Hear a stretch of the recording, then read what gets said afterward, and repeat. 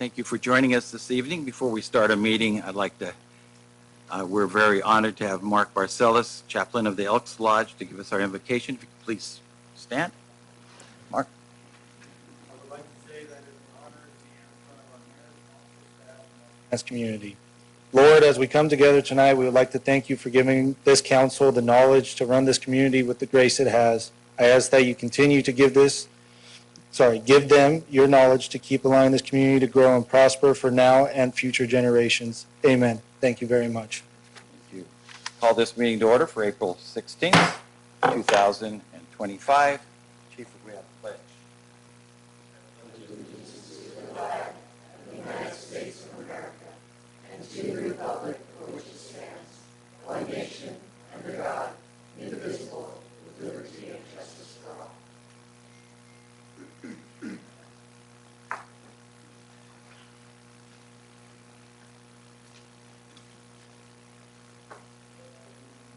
And if we could have roll call, please. Sanders. Here. Chavez. Here. Lewis. Here. Amabel. Here. So now we have consideration of the approval of agenda item 4, and this is to adopt the agenda as submitted. So moved.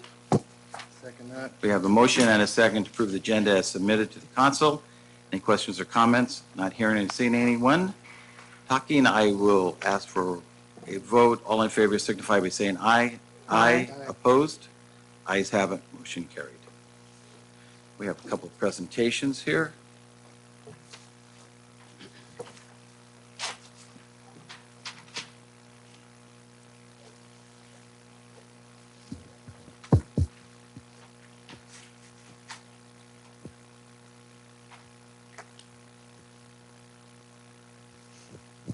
Chief? It's actually Jerry Alves and Barbara Cardenas. Okay. Oh, Sally.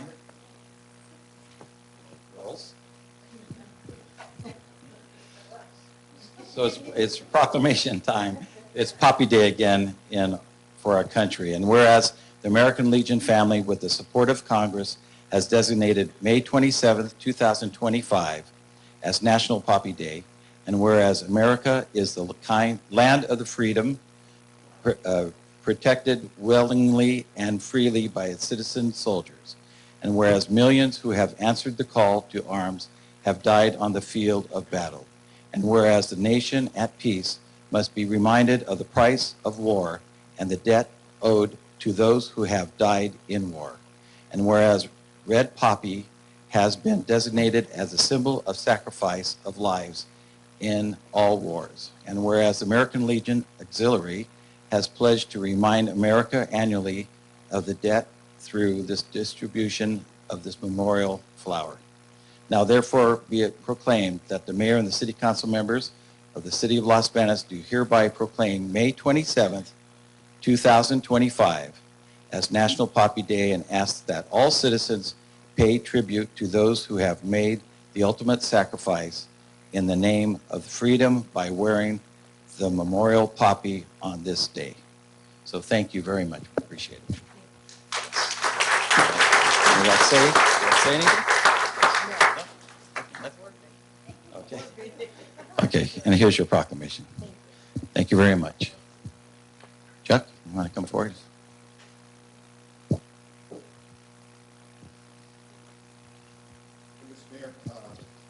On behalf of the San Joaquin Valley Regional Planning Agencies and Merced County Association of Governments, they've recognized our project to improve the 7th and J Street parking lot improvement last year as winning a Blueprint Award.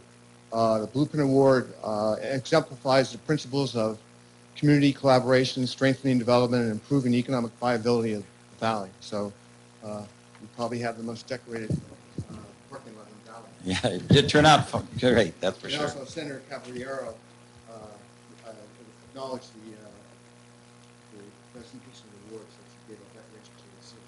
Very good. Thank you very much. We appreciate MCAG.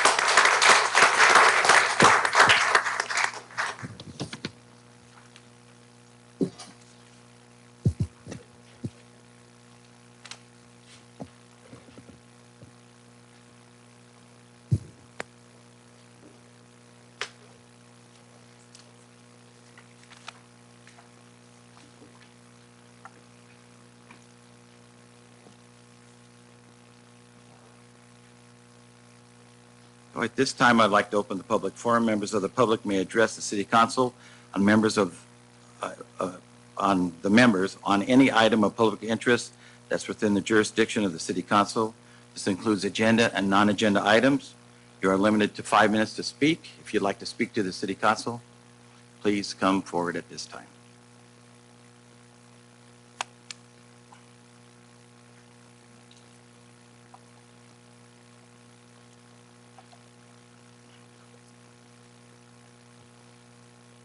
Please state your name. Welcome. My name is Kelsey DeGuerre. Good evening, Council. The following letter has been submitted for public view to tonight's agenda packet. I am Kelsey DeGuerre, and I serve as an accounting clerk in the finance department of our city. I'm also pleased to announce that I'm the newly elected president of our union's Public Works Miscellaneous Employees Unit. We find ourselves in a very positive place now that our union has ratified a 4-year contract. The long stretch of negotiations was not easy, but resulted in the contract that is presented for your approval this evening. Our union is feeling that together we have a way forward with mutual respect existing between us and our city manager and you, our elected officials. So it is my great pleasure to share a thank you for your partnership and leadership, and to let you know that our members are feeling a renewed spirit to do the work that makes our city run with effectiveness and efficiency. A huge thank you to the city negotiations team as well. They showed perseverance and hard work during the negotiations process, and we appreciate their efforts. Thank you. Thank you very much for your comments.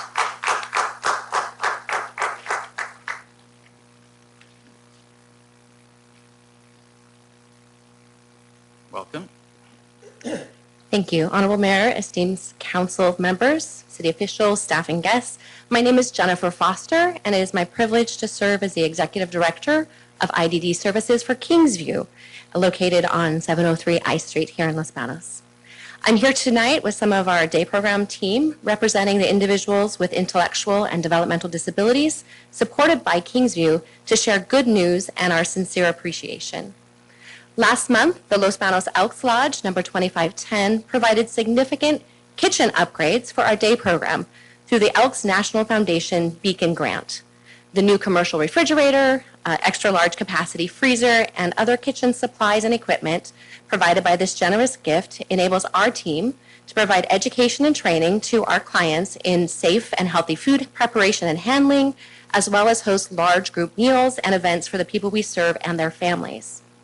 This recent donation is only one of several expressions by this community of support for some of Los Banos' most vulnerable citizens who live with disabilities like Down syndrome, cerebral palsy, seizure disorder, and autism. Kingsview has been privileged to serve these individuals and their families in this community for the last 37 years.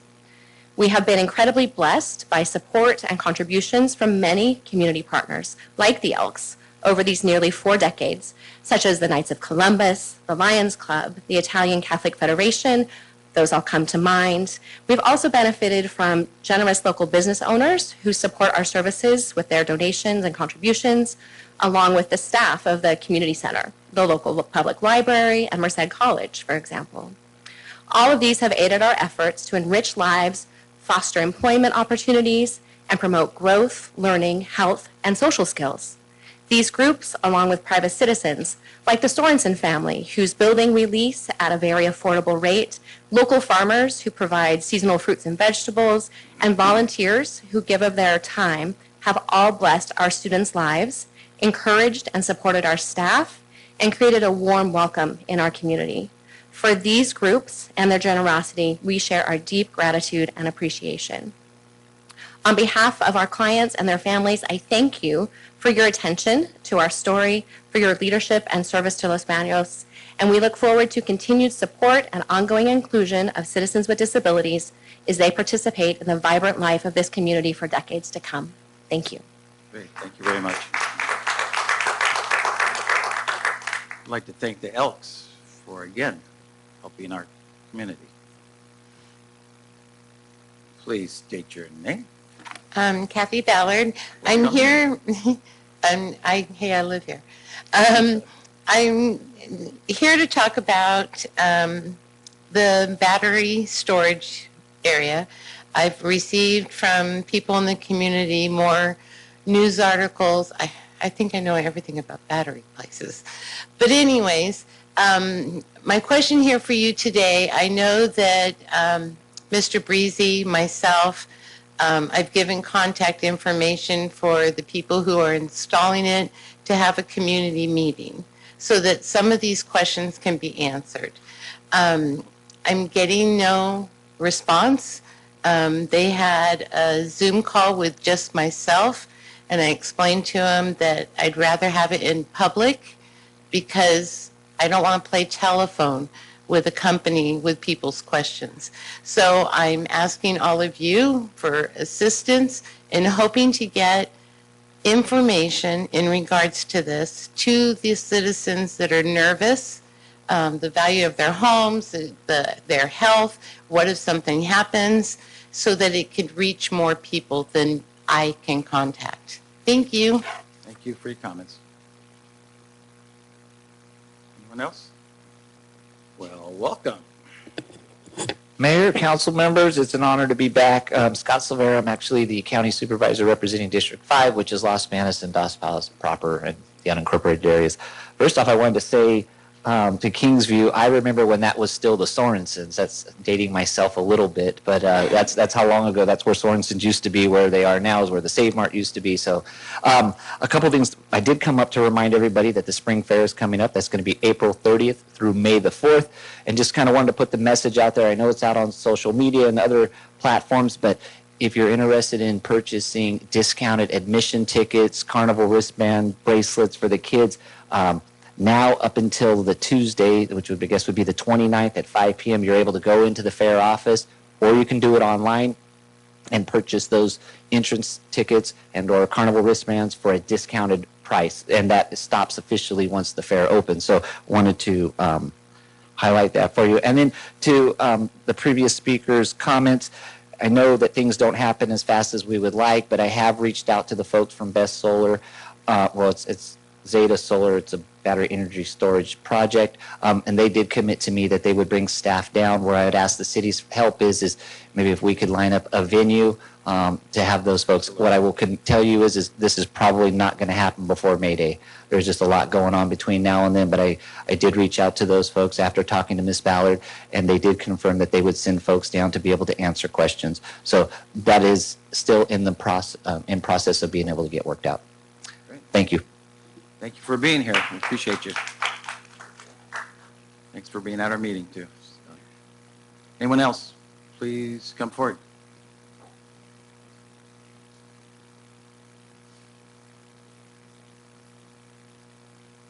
Welcome. Thank you, Mr. Mayor, council members, staff, fellow residents. Talk about a couple things. First off is no order of precedence. The battery energy storage systems. Now, I just want to give some background and again some context as to the so-called green energy and what the real impacts are. I understand we all want a cleaner environment, but understand that the rare earth minerals and metals are being taken from primarily underdeveloped third world countries. Longstanding indigenous people are being displaced. For example, a village here in the village of Didipao, Philippines. Again, this is just an example of what's happening throughout the world. They have an open pit mine with a diameter of nearly 1 kilometer wide and nearly 300 meters deep. That's 1,000 feet. Millions of tons of waste forms perimeter terraced around the mine, which has caused water to collect, where a lot of the talons or waste from the mine have formed, destroying that environment. Now, this area once farmed a lot of rice, and a lot of these folks lived a very agrarian, self-sustaining lifestyle.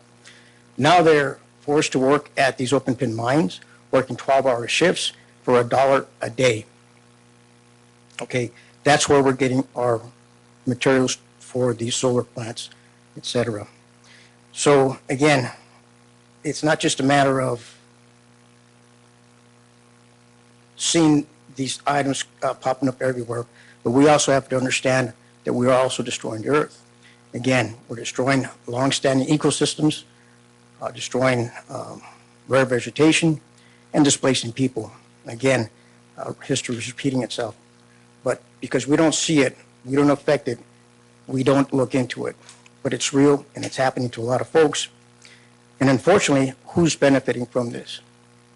Not the citizens of Los Banos, because all that power is going to the Bay Area. So we're getting all of the risk and none of the benefits. And where's all this power that we're collecting? Well, we're selling it to other states. And who's benefiting from it? Well, the landowners.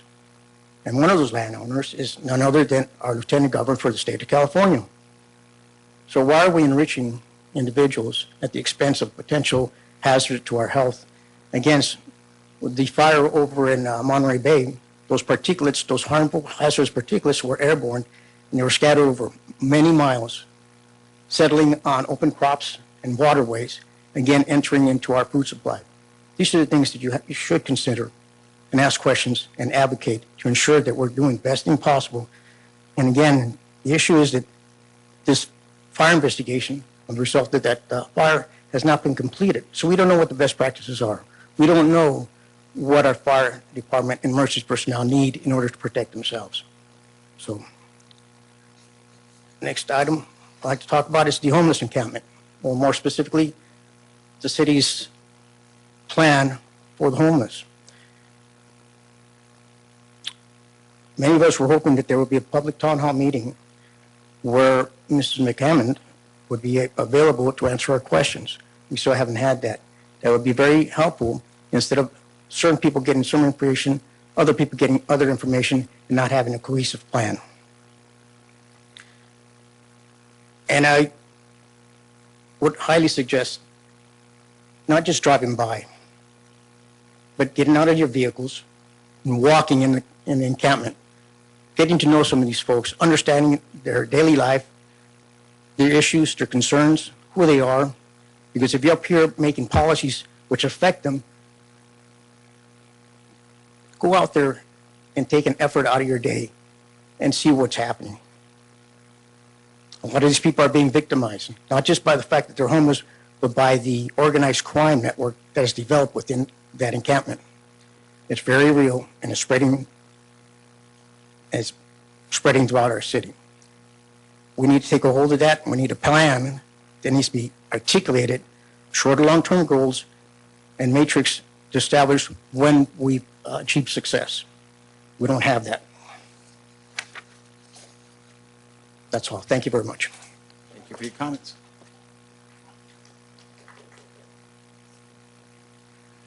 Welcome. Good evening, Mayor and Council. My name is Blanche George, and I live in the downtown area. I spoke about this briefly, Mr. Ammerbiel, when you were away, and I want to just emphasize that before you know it, it's going to be summertime, and it's going to be the 4th of July. If we can go ahead and somehow, with a special notice or anything, reminding individuals.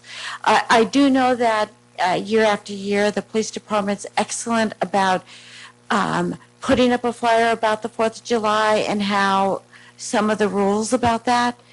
But I'd like, if there's any kind of conversations for the mayor and the council to know that two of the biggest things that happen throughout the year is, of course, the winter time with fences blowing down and dogs getting lost. And that impacts the shelter and other things. And it distresses our citizens. But also the 4th of July. And I don't have to, I know we're going to have a long meeting here, so I just want to let you guys know that preparation is really important. And the 4th of July is, if this is almost May, June, we've got like 2 months. And before you know it, we're going to be celebrating the 4th of July. Thank you. Thank you for your comments. Anyone else, please come forward. You're welcome to speak.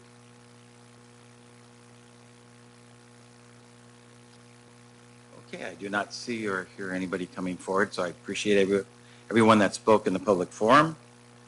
And now I'll turn, Lucy, are there any comments or letters received in the last day that? I've received no comments. Okay. So we will, anybody writes a letter or emails us a letter, we will now read it during our public forum before we close our public forum. So public forum is now closed, and we'll move on to item 7. It's consideration of approval of consent agenda. And Lucy, if you could read what's on the consent agenda. Items on the consent agenda are as follows. Warrant numbers 250818 through 250994 in the amount of $1,690,916.59. Third quarter investment report for fiscal year 2024-2025. City Council meeting minutes for March 19th, 2025. City Council meeting minutes for April 2nd, 2025. City Council Resolution Number 6915, authorizing the city manager to execute a contract to approve a 10-year purchase agreement with Axon Enterprise, Inc.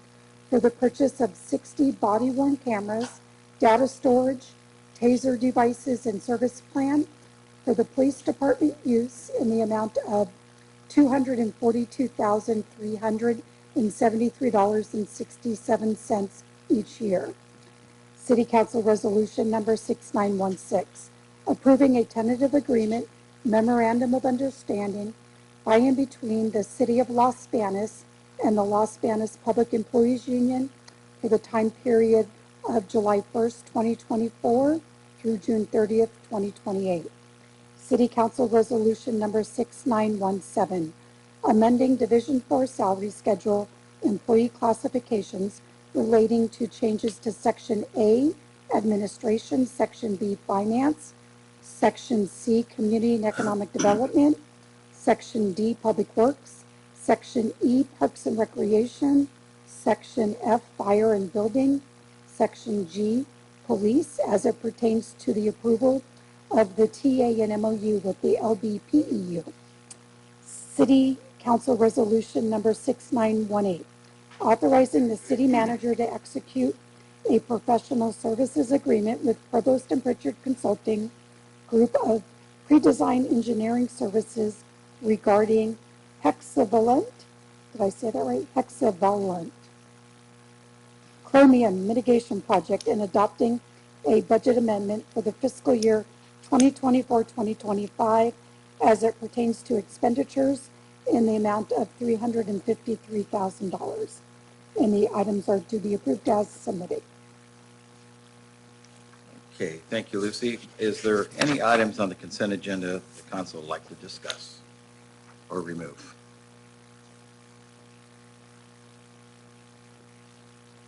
Okay, not seeing anyone, then we'll need a motion to adopt the resolution as submitted. Motion to approve the consent agenda as submitted. Second. We have a motion and a second to approve the consent agenda as submitted. Any questions or comments? Not hearing any. All in favor signify by saying aye. Aye. Opposed? Ayes have it. Motion carried. Next, we have Caltrans presentation. And Gary, you want to introduce this one? Yes, sir. Thank you, Mr. Mayor, members of the council. I'm pleased tonight to present to you two gentlemen that work for, come on up, gentlemen, District 10 of Caltrans. They are, Anand Kapoor is the Chief of Project Management for District 10, and Arvinder Bajwa, who is a longtime friend of city staff, and we were really excited to see him here. He is the Chief of Traffic Operations for District 10, soon to be acting Deputy Chief for District 10. So these gentlemen are fairly high up in the structure of Caltrans, and we really appreciate them being here tonight. They're going to talk about roundabouts, and they're going to talk about paving of 152, and maybe one other thing, as I recall. But I will turn it over to you, Anand. Do you have the clicker for the PowerPoint? No. I can borrow. It's right there. Yes, we do appreciate both of you being here this evening. Much so. Thank you, gentlemen. Thank you. Thank you. Good afternoon, everyone. As you know, my name is Anand Kapoor, and here I'm going to talk about benefits of Roundabout and I'll also cover a few projects that are in the city of Los Banos. So with that, first,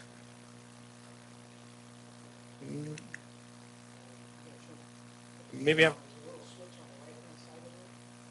on, it's on. Oh, okay. Okay. Okay. Oh. Okay, great. So that will work. So I'll be going over roundabout safety benefits, features, and different types of roundabouts, and I'll cover projects in the city, and then I'll be open to any questions. So with that, next please. So, wow, that's really small. Okay, let me read my here.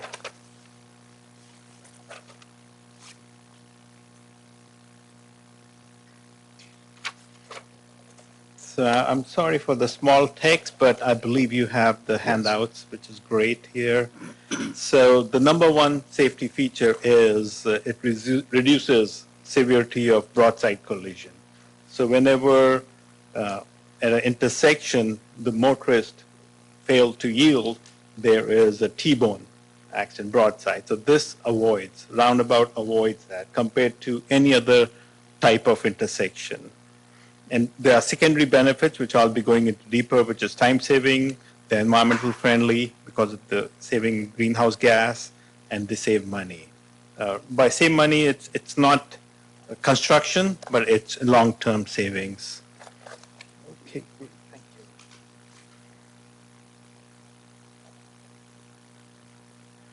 So here you see a grid here which shows a single lane roundabout on the left and a conventional intersection on the right. And the difference is the number of conflicts, both for vehicles and for pedestrians. So that difference in conflicts is why a roundabout is sometimes a safer alternative. It's why I'm calling it sometimes, because there's a process that we do, and I have seen other projects where we compare, let's say, a roundabout and a signal, and the signal prevails. So there are some locations where signal might be benefit. So we do that analysis, but generally, if you look at here, where the roundabout is not feasible, definitely signal is the next alternative. So how that happens is the reduction in fatal injury crashes. Roundabout reduces accident by 78%. We have an example of a 2-lane by 2-lane roundabout on the right. So the data is that if a pedestrian is hit by a vehicle at 20 or less than 20 miles per hour, there's a chance that 9 out of 10 pedestrians will survive. If it's about 30 miles per hour, 5 out of 10 pedestrians survive. Whereas if greater than 40, if it's 40, then 1 out of 10 pedestrians survive. So that's the benefit of a roundabout, is where it reduces the vehicle trap coming into the intersection, and if there's a failure to yield and if accident happens, collision happens, then there's a chance of survival of the pedestrian. So I'll go deeper into the benefits. We talk about reduced collision severity because of the angle of impact. It helps us with the national and Caltrans goals, state goals of achieving zero fatality. And as you know, I just showed, it reduces conflict points. It improves pedestrian bicycle safety by reducing those conflict points. And I'll be going over showing some pictures on that. And there's a cost analysis, which is maintenance and future. Right now, our data shows, and I've seen other projects where a roundabout costs much more to construct than a signal, but the benefits are much greater than signal. So operational benefits. There are operational benefits which reduce delays. So first come, first served, shorter queues, improved circulation, and I'll be showing a few videos here that truck and heavy vehicles have very good accessibility, and it reduces travel time. There's no waiting. The next is measurable. Other measurable criteria is right-of-way, environmental, and aesthetic benefits. So right-of-way impacts is usually it takes less right-of-way. For a signal, we usually have to provide a left turn lane where the roundabout incorporates it. So there's less right-of-way impacts. To me, a roundabout is much more beautiful than a signal. So the aesthetics is there. And of course, because the cars are not waiting at red light, there's continuous movement, there's reduced fuel consumption, and reduced greenhouse gas emissions. And we give the opportunity to our local partners to come back later and have a monument as far as it doesn't impact the site distance, to come back and beautify that. We can also incorporate in during the construction time also. So we have that option of having a gateway monument opportunity. So I'll go deeper into the features of roundabout. We have markings, we have circulations, and we'll talk about shared use path, central island, splitter islands, apron, and I'll be talking about that. And let's see. Is there a laser here? I have to touch on the top, do you know? I want to press and, oh no, it's doing something. Anyway, I'll skip that one then. Okay, so the first is the refuge islands. If you see in the pictures here, the roundabout provides refuge islands to the pedestrians, so where they can pause and continue their crossing. The next is high visibility crosswalk striping, which informs the coming motorist of a pedestrian crosswalk here. And then, of course, there's colorized islands, which not only beautifies it, but gives a different identity to roundabouts and provides safety. Other is the truck apron, and I'll be showing you a video on that one. Is truck apron allows the rear wheels of, let's say, double trailer to go on the apron and complete the turn safely. And roundabouts in California, we have a lot of roundabouts. These are some videos we can go over, but I think they're pretty long, so I'll pick the next video. I'll try to skip these.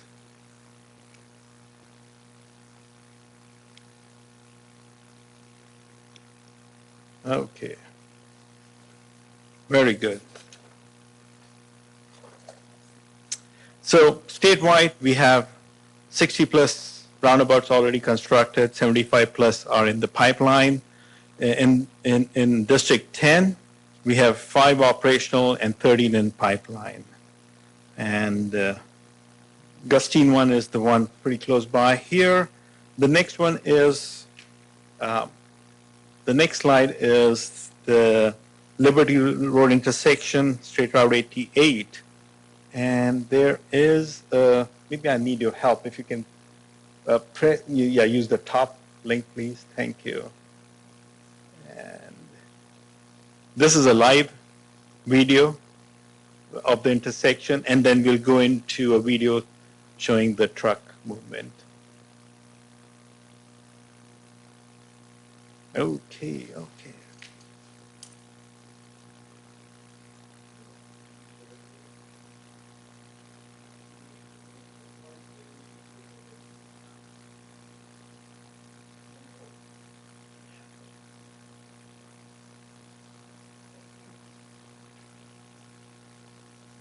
So that's a live view. There's a truck right now crossing like that. So, And this is live right now? that's live, really live. So you saw that truck go around. Go ahead. Yeah, that's good timing. So if I may chime in, good evening, everyone. Hi. So this is actually heading north, actually east towards Jackson. And if you, the way that car is going, or the SUV is going towards Lake Comanche, that's east direction or northeast.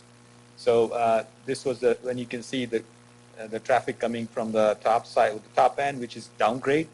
So, and you can see this was a skew intersection in the past, which we have a real hard time how to kind of navigate the traffic.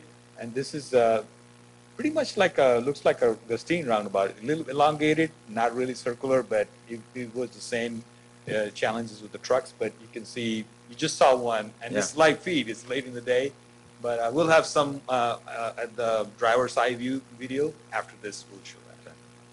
So, Mayor, before they move forward, since there was a map up there, and I assume all those red dots mean that those are potential roundabouts or where roundabouts are. Oh, in the map, I believe those are the different videos statewide. Okay, So, so with if they different have, if they have the one for south of Hollister, I'd like to see that one up.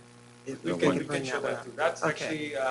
actually a very modern roundabout, the newest roundabout, and we have only 2 in the United States. So that's like way ahead. I mean, we don't have any of situation in our area where 2 highways are intersecting. So that's the 2 highway one. We have 1 highway and local street or county road or city road. So yeah, we can do that too once we go through these. Thank you. Thank you, Stacy. Great. Oh, we missed a truck. Okay, yeah. This one will show. Yeah, if you can press that play button on the bottom left, right there.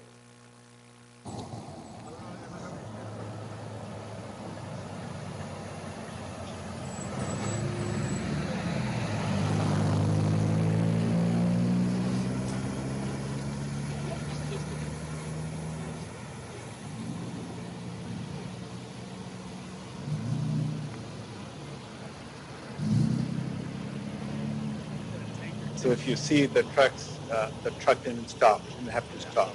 But you'll see at the end, the truck will stop. Why you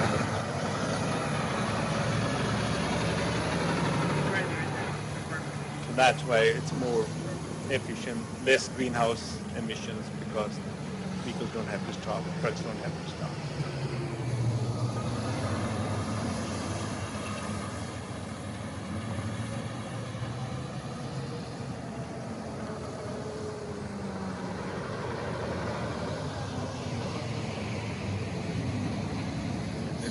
Here with the next one. Not everyone looks like they may be.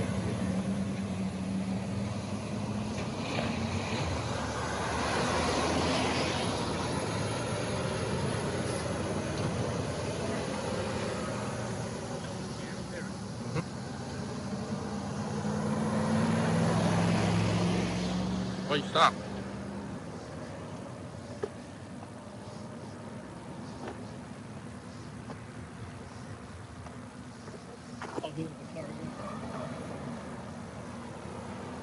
Yep, use apron. Use apron.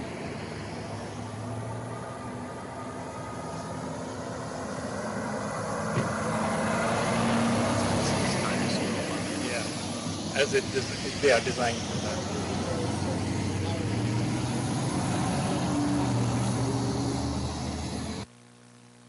Thank you. Noise effect is really good. So with that. Okay. So I'll be covering 2 of our projects where we are proposing Volta roundabouts. The first is the Volta Road at 152. And this is the project here. You have a preliminary engineering drawing showing what type it is. It's a hybrid roundabout with 2 lanes on one side and 1 lane each on the other side.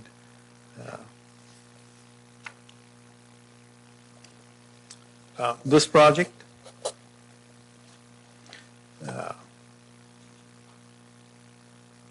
so the construction capital for this one is now, the total cost for this project is 27 million. So if you see why it's so expensive compared to a signal, and because the benefits is there, and the benefits far surpasses the signal at this location. And so the project environmental phase, it's an environmental phase right now. So one of the preferred alternative, we call it, is the roundabout. And we will finish environmental phase in April of 2026. Then we will jump into design. We are accelerating design here, so that by summer of 2027, the design will be done and it will be ready to go for construction.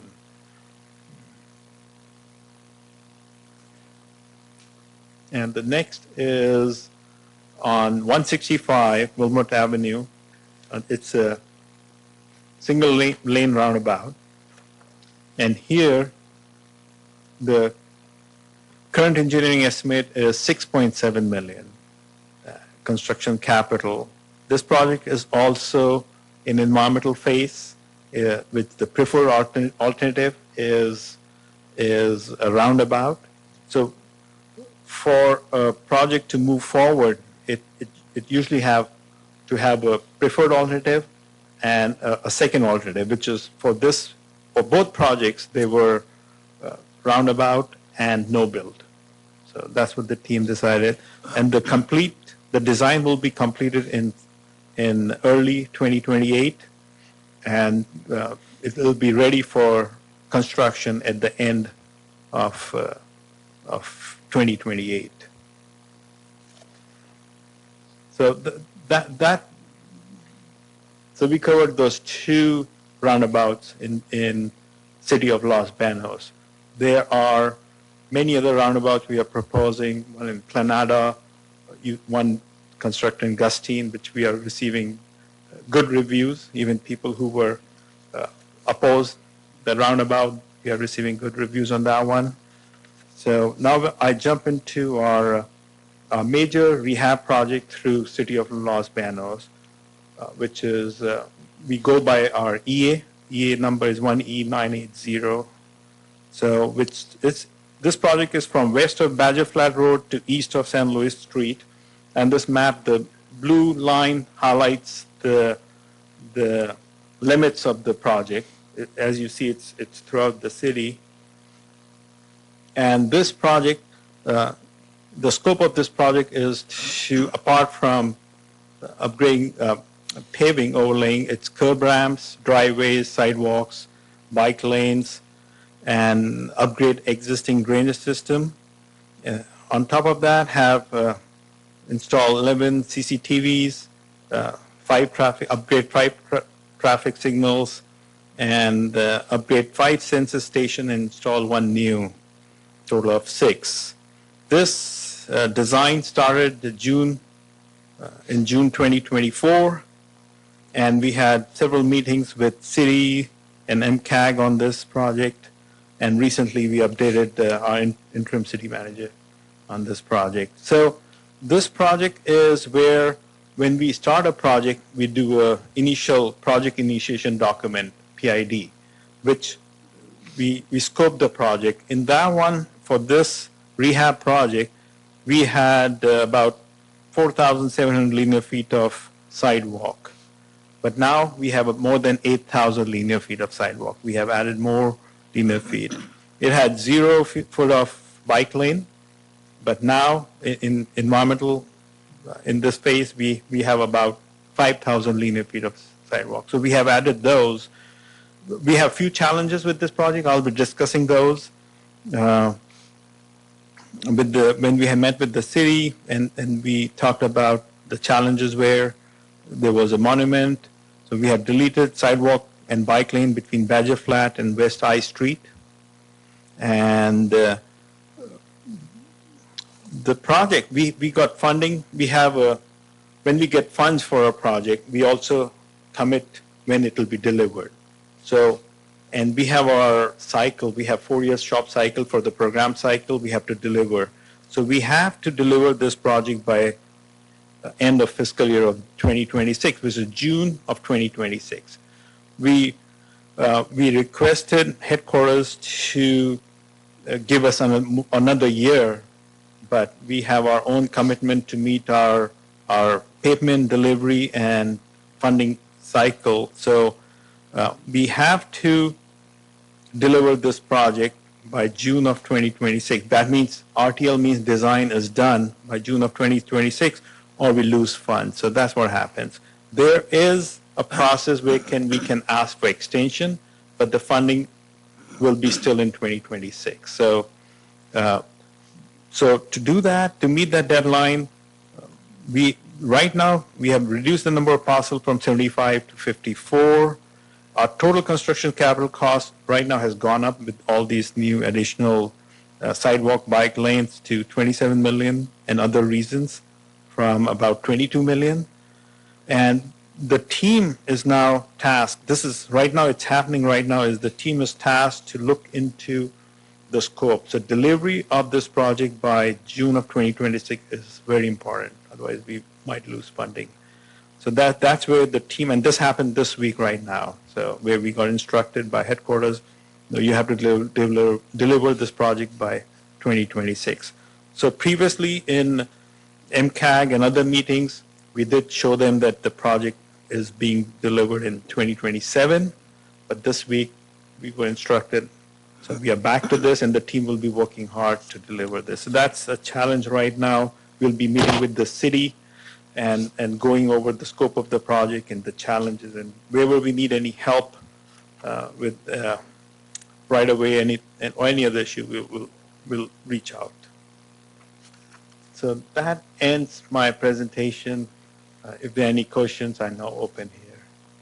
And one thing is and we do have, and thank you for adding those slides. He did that.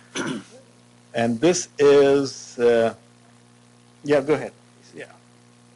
So the slide you see, I added later on because I know this will come up, but how the Volta is going to look like. So Volta roundabout is going to look like this. This roundabout is in San Joaquin County, near City of Tracy, near I-5, which is old US 50.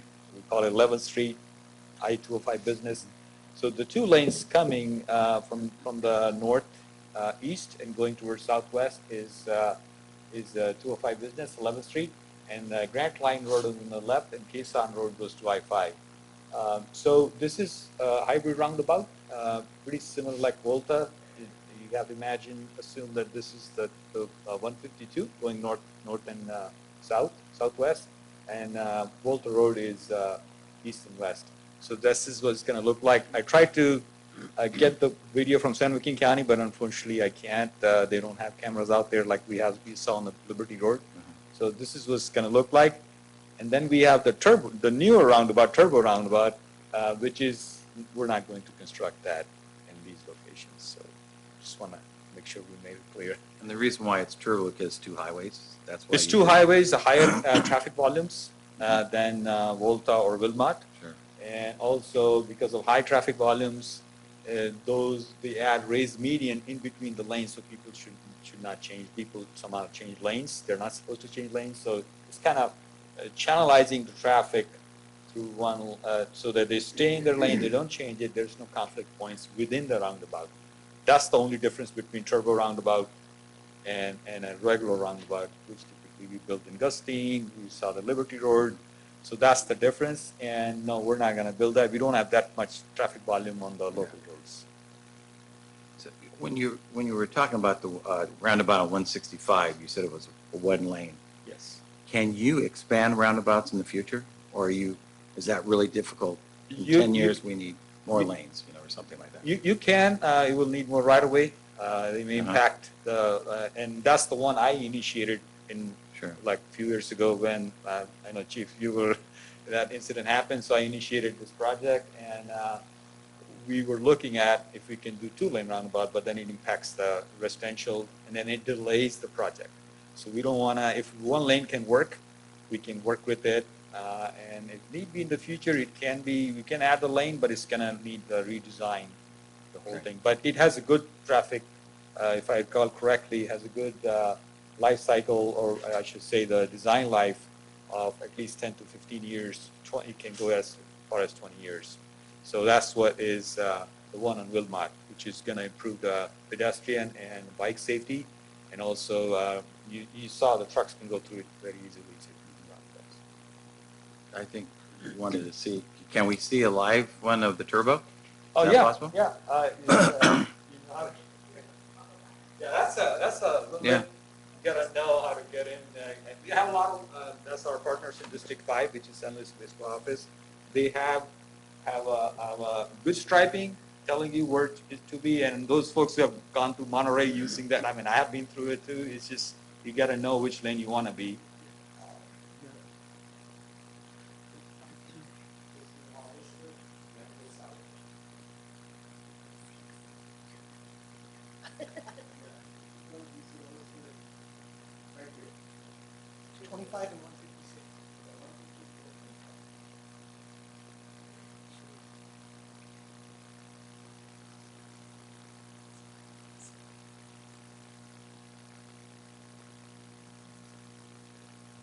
As you can see that pickup went on the inside circle.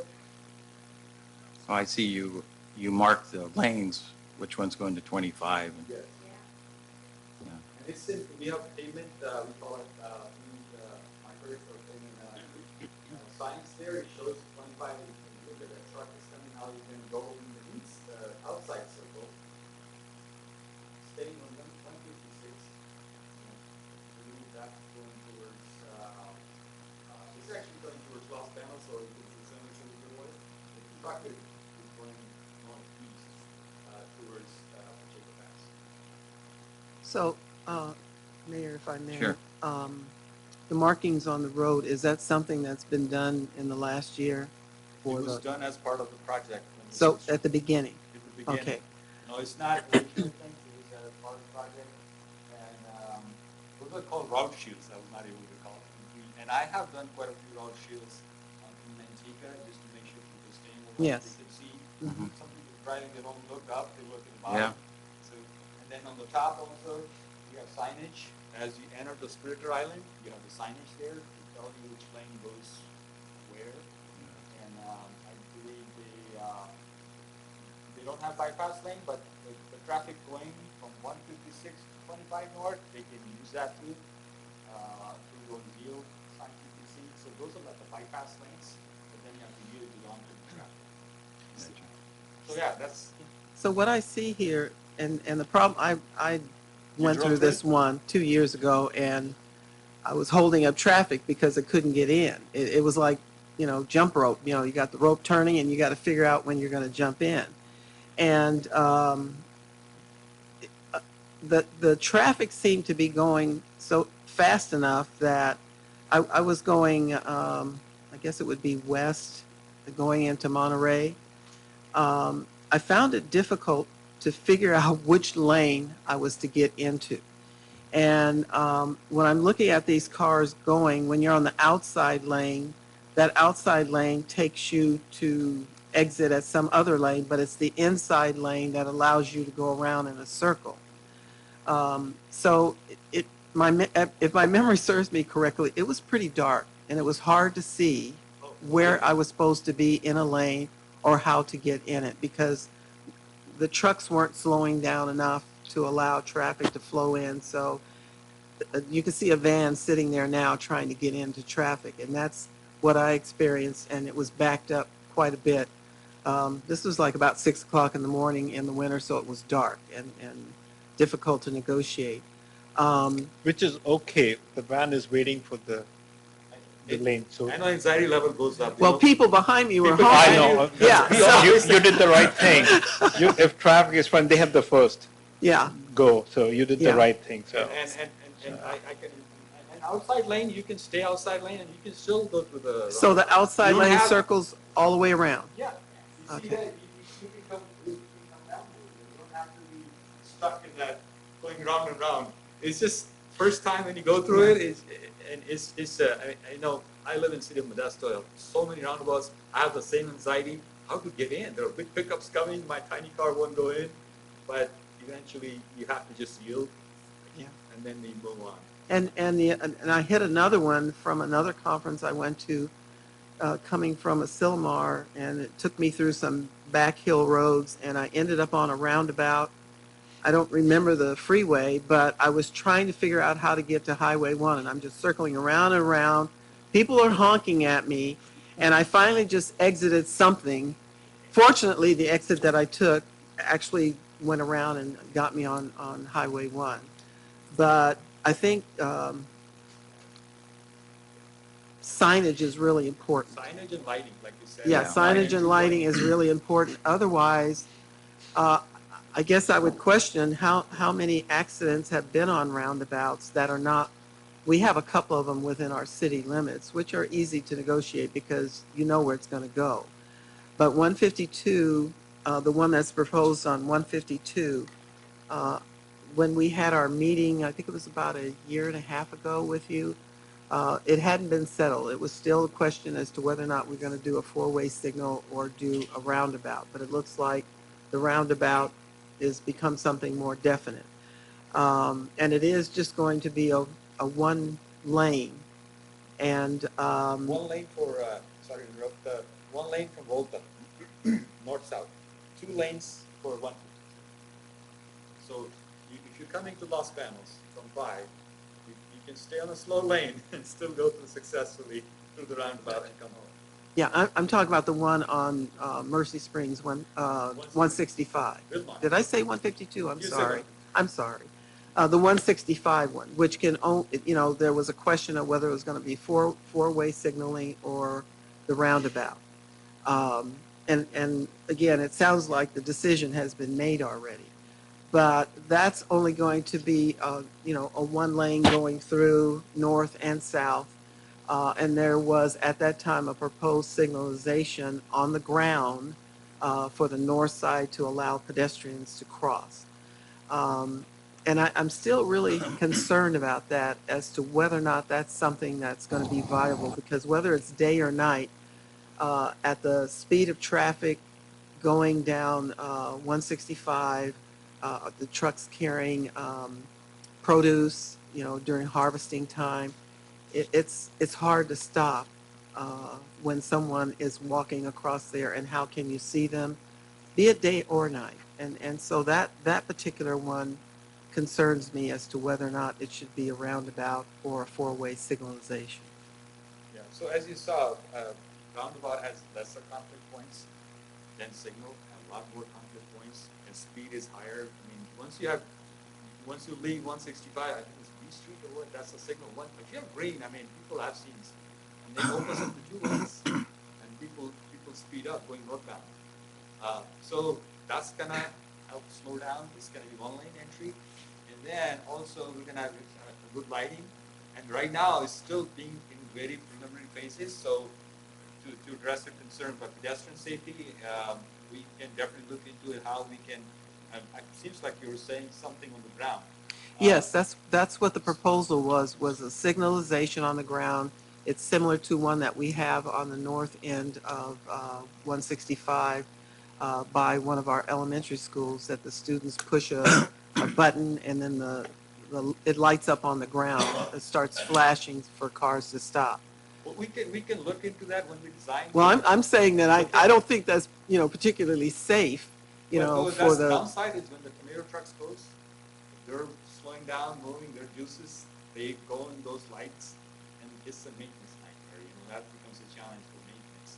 So we can definitely look into it as we design and work with the city team if that's something feasible to see for the pet safety. And we are really have a big emphasis on pets and bike, and that's why roundabout is one of the best alternatives to slow down traffic as they enter the roundabout, and so the pets can cross either before or after the vehicles are entering, because they're already slowing down because of the angle, the way the entry angle is.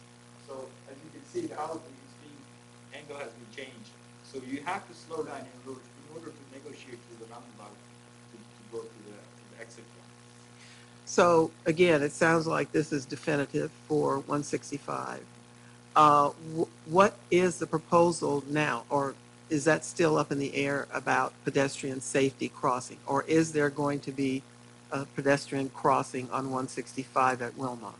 I do see the preliminary design, but it can be further enhanced with lighting and also like as you enter the intersection, have lightings and usually have flashing beacons that's a roundabout ahead. But this is already in the middle of two signals.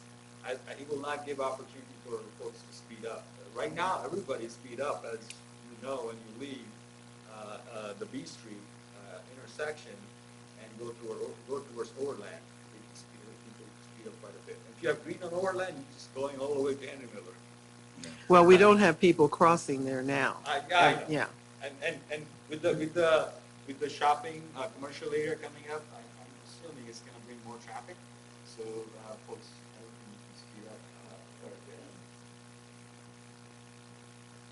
bit. Okay. Well, you probably hear my reservations about roundabouts, especially in areas such as this where you have residential. It's different with some of the videos that you've showed us. That's out in a rural area where there's, I would assume no homes. I didn't see anything close by, but this is a different beast when you've got people who are going to cross no matter what. And I'm just wondering, do you guys have statistics of some of the roundabouts that you've done in communities where there have been some serious fatal accidents or people who have gotten seriously hurt? We can definitely research it, but not to my knowledge. Once you have roundabout, people tend to slow down. And before that, of course, when it was open intersection with signal, or just one unsignalized intersection with stop control on the side streets. But I have heard some of the intersections have been converted from signal to roundabout just to improve safety. That's one of the countermeasures to improve the safety. That's coming up as part of our intersection safety and operational assessment process. So that's one of the tools we use.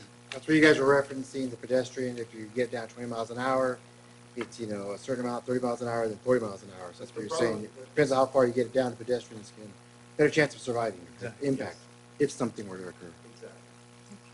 Well, I think I've expressed my concerns. I've been through several of these. I've even been through one at Costco in Santa Clara, and it's a nightmare. It's right inside the parking lot. It's not a Caltrans thing, and people still, want to have their sense of being able to have first right of doing something. So those are my concerns in regards to the roundabout. Now, in regards to 152, the repaving of 152, and there is supposed to be some improvement on West I and 152. Can you share exactly what that will be, or has there been a decision yet? Yeah, so there, initially we were proposing a left turn lane, and that would have impacted the monument out there. Plus, it would have required more right-of-way on the north side of the businesses. So when we met, the team met, including the city, that left turn lane was removed, and then Are you talking about the left turn lane for traffic traveling south on West I, making a left turn onto 152? So northbound. So let me clarify.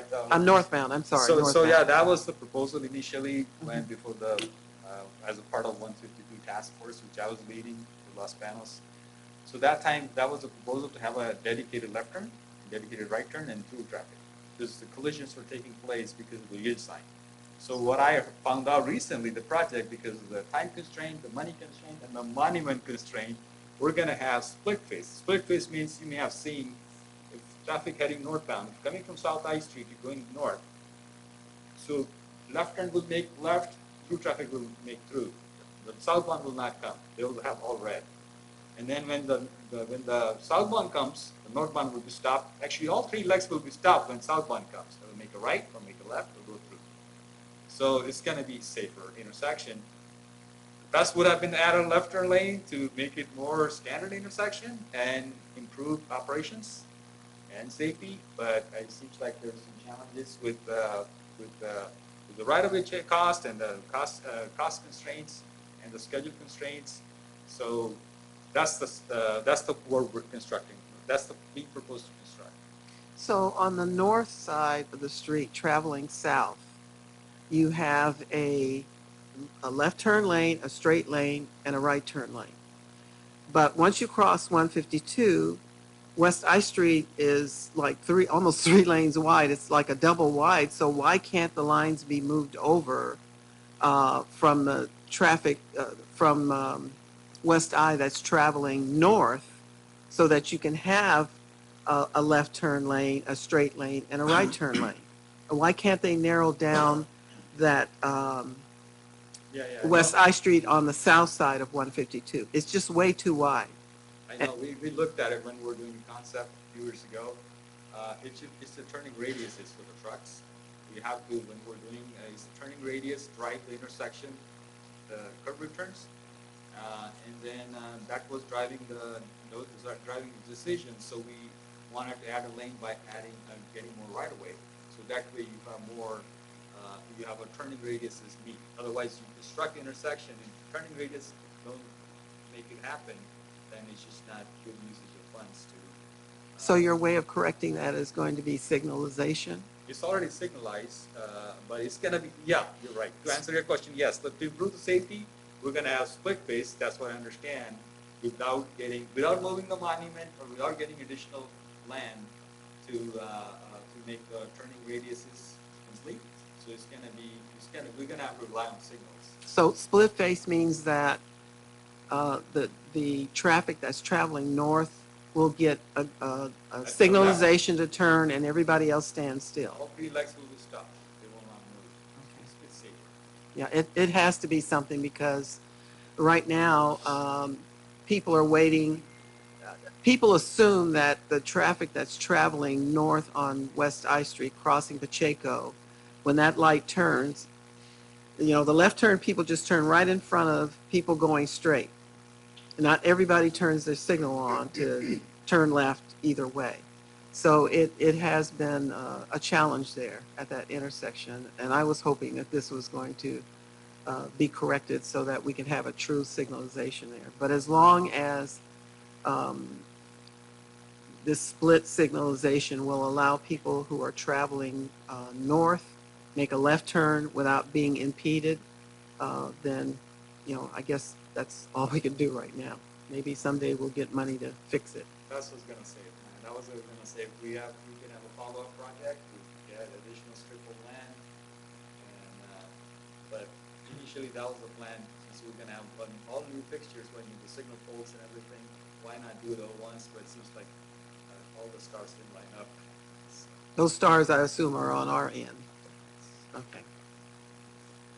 Thank you. Thank you for answering my question. Thank you for the question. Anything? Evan? Well, the only thing I know, Scotty and we've talked a lot about this passageway on the north side of 152 going to the college.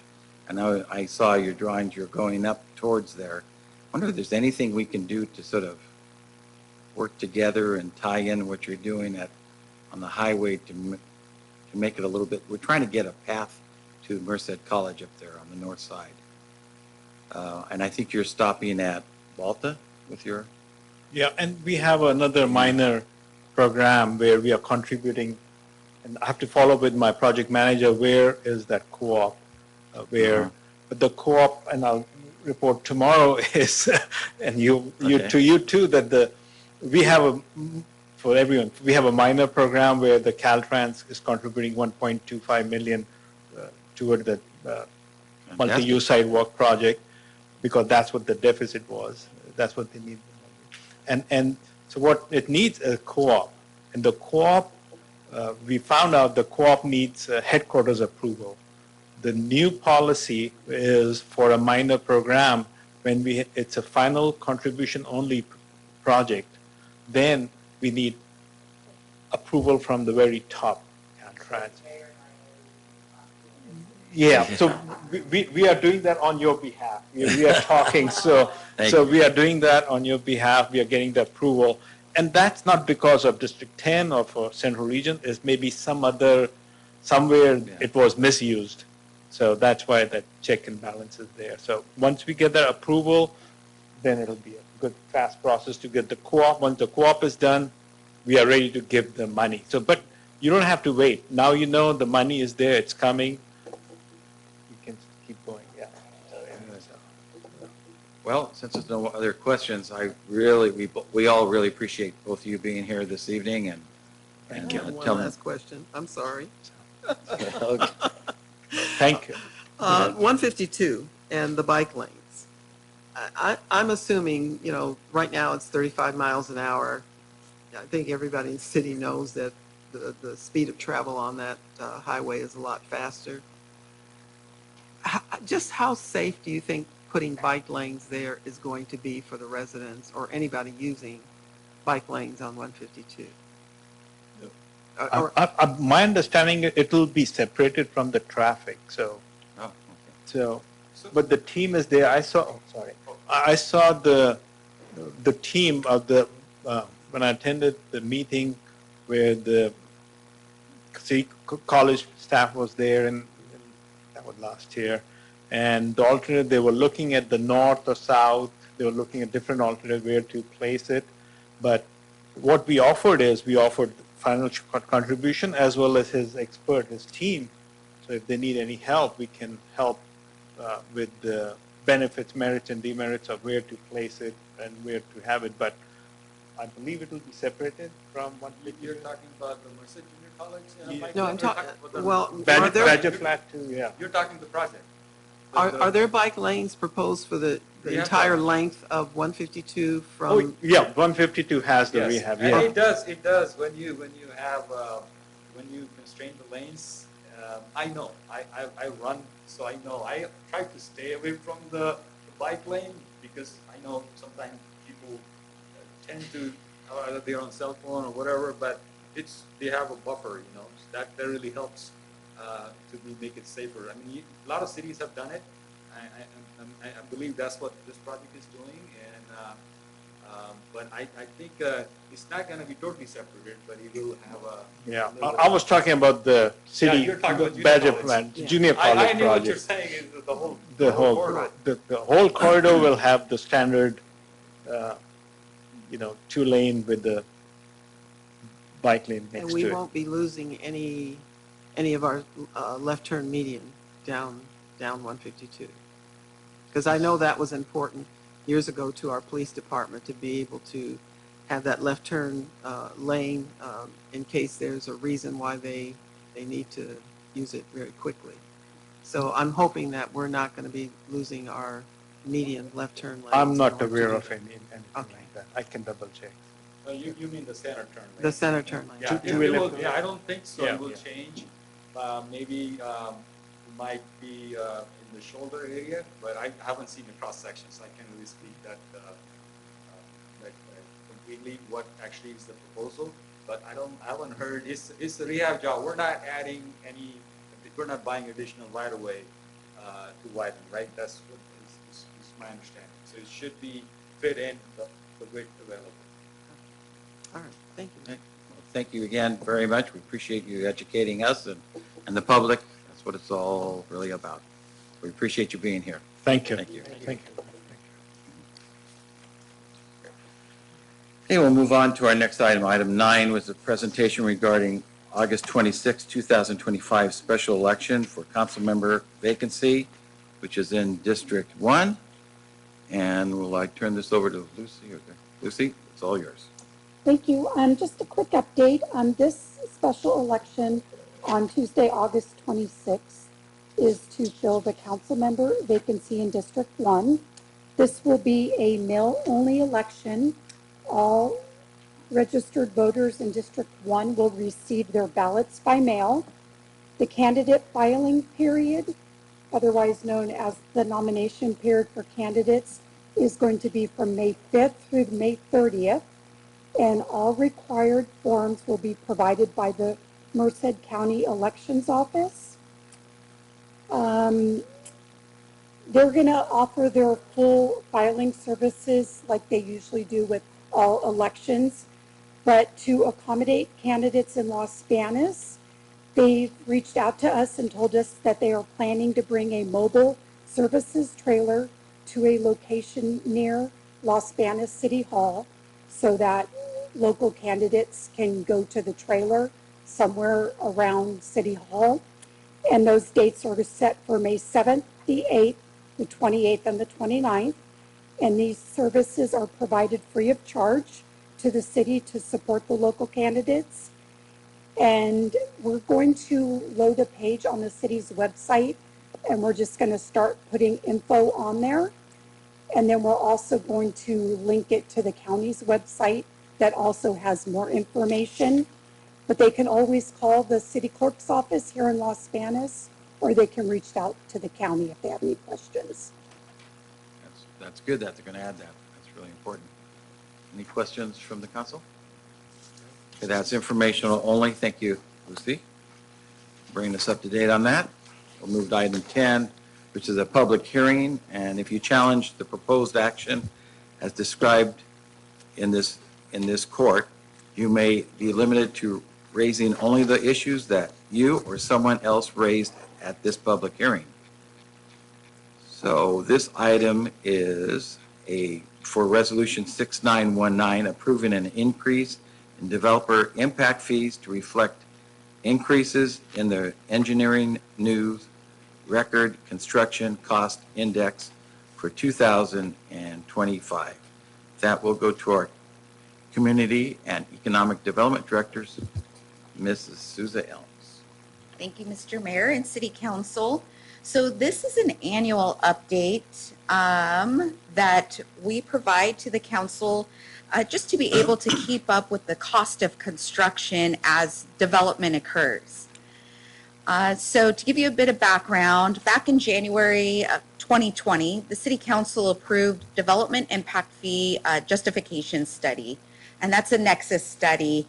And that's where our current that's justification for our current development impact fees. These development impact fees are established in conformance with the requirements of the Mitigation Fee Act, and a fee cannot include costs for existing deficiencies.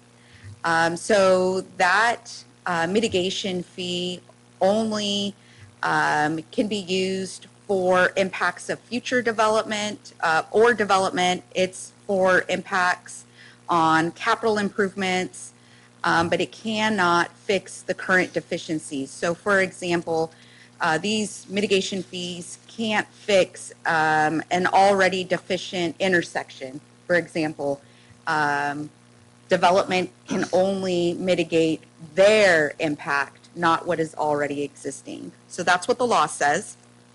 The fee is to fund costs used to maintain the existing level of service or meet an adopted level of service that is consistent with the general plan. Development impact fees do not pay for operation and maintenance of capital facilities or city staffing.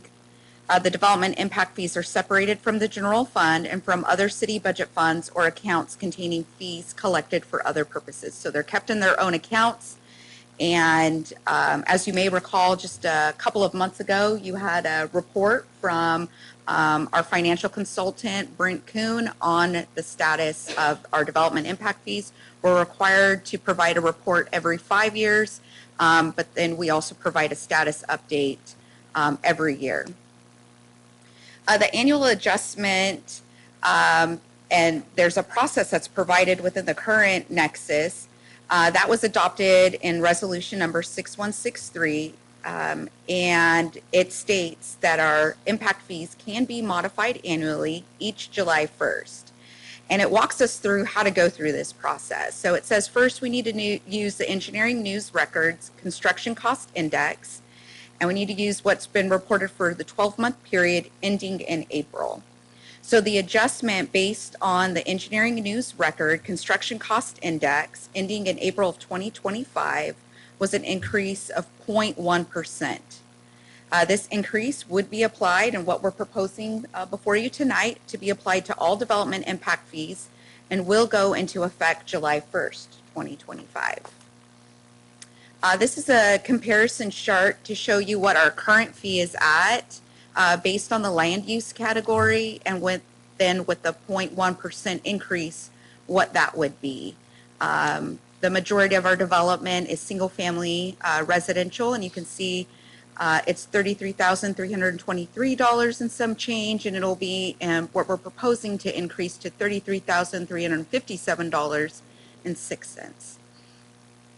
The land uses that are asterisked, which are retail, office, institutional, and industrial, are a fee that's based on 1,000 square feet. So if your building is 100,000 square feet, you would take that fee times 100.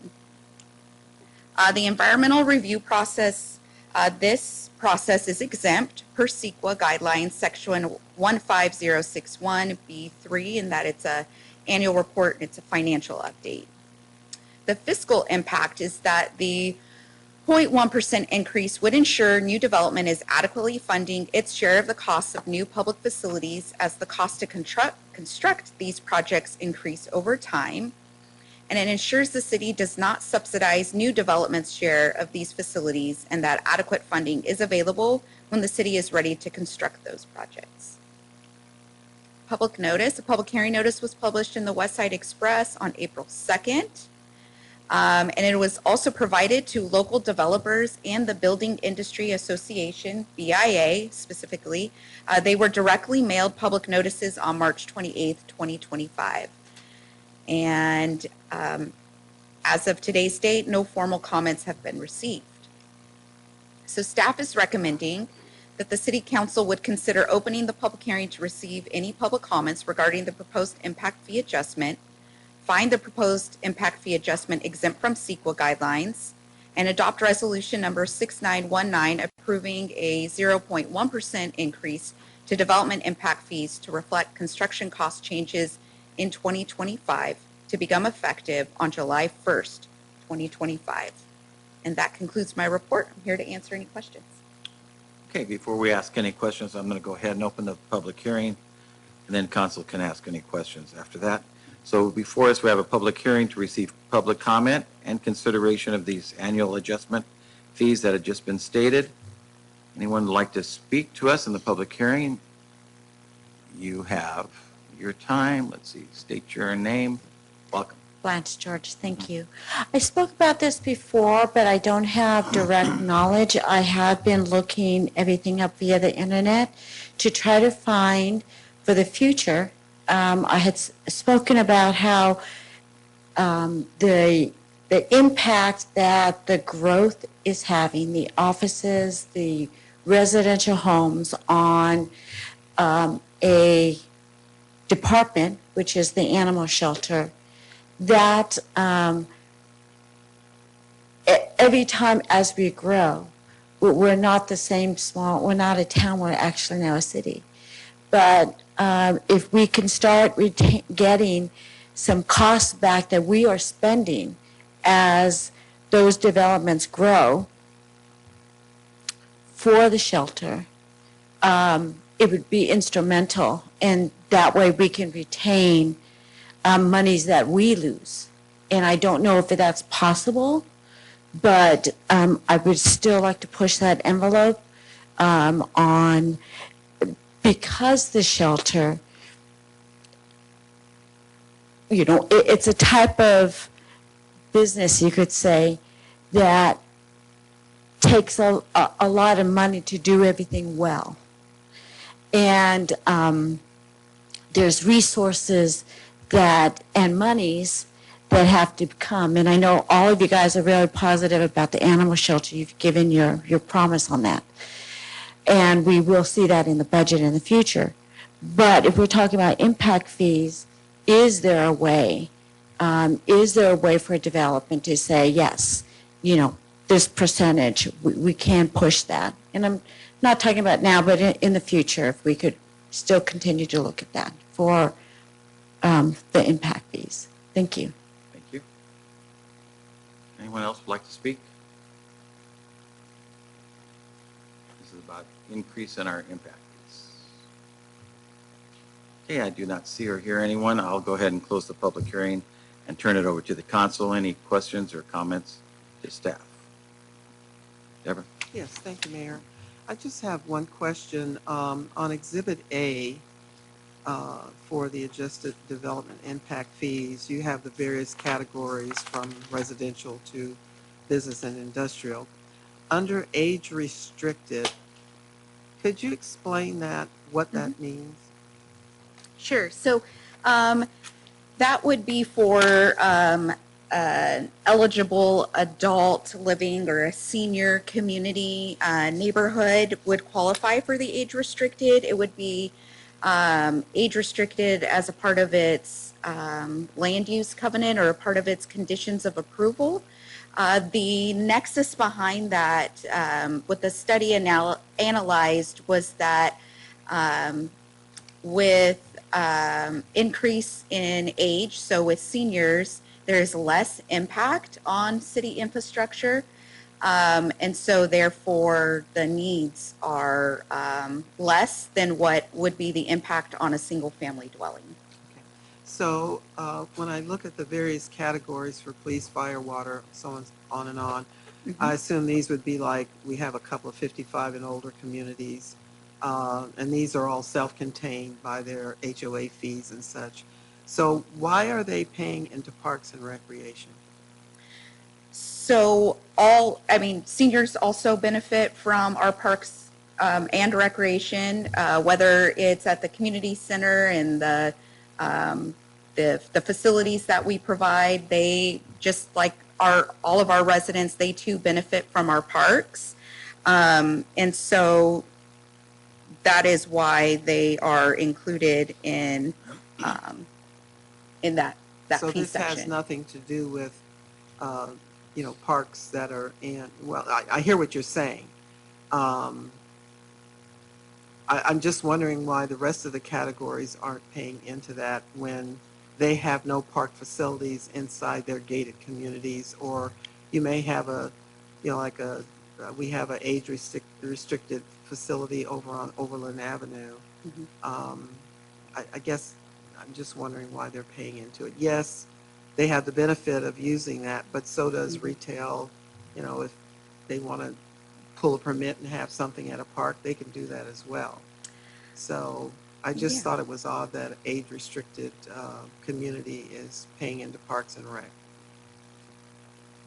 Yeah, and the basis is that they still have the benefit from using that open space, whereas it's thought that with retail, office, institutional, and industrial, that impact on that open space is not the same. The impact is actually coming from the residents and their use of those facilities, not so much on the retail, commercial, or industrial land uses.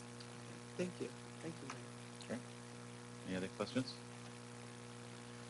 Then with that, if we could have a motion, please. Yeah, I'd like to make a motion to approve Resolution 6919 as read by title.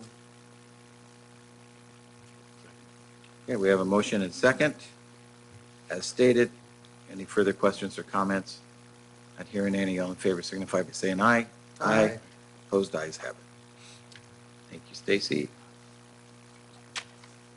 Thank you, Blanche, for your comments. And now we will move on to another public hearing to receive public comment and consideration of a conditional use permit 2025-01 and the categorical exemption from the California Environmental Quality Act pursuant to Section 15301. And this allows the type 41 alcohol license for an on sale of beer and wine for a bona fide eating place for Playa Sol Waffle Cafe located at 1450 Mercy Springs Road, Suite 102. And with that, we'll go back to Stacy. Thank you again, Mr. Mayor. So the proposal before you tonight, the applicant is requesting the use of a Type 41 alcohol license. This is for the on sale of beer and wine in conjunction with an eating place. The proposed restaurant is a full-service restaurant, and they're seeking to enhance their dining experience by offering beer and wine to patrons. Their proposed hours of operation are 7 days a week from 8 a.m. to 12 a.m. The project is located at 1450 Mercy Springs Road, Suite 102. This is within the Save Mart Shopping Center. Would be immediately adjacent to where the old Merced School Employees Federal Credit Union was located. It is near, so it's near Safe Mart and Ross, and you can see it's highlighted with this pinpoint here on the right side of the screen, which would be the east side of the shopping center. And that shopping center was recently developed with the new El Pollo logo. The CEQA analysis, the California Environmental Quality Act, this project was deemed categorically exempt per section 15301 for existing facilities. And existing facilities mean, and this project was eligible because there are minor alterations of existing facilities involving no expansion of use beyond what currently exists. And the use of the type 41 alcohol is not proposing to expand the floor print of the existing restaurant space. ABC, Alcohol Beverage Control, is the regulating body for alcohol licenses. A use permit is needed per the municipal code for issuance of any alcohol license, which is subject to the type 41 alcohol on sale of beer and wine for a bona fide public eating place.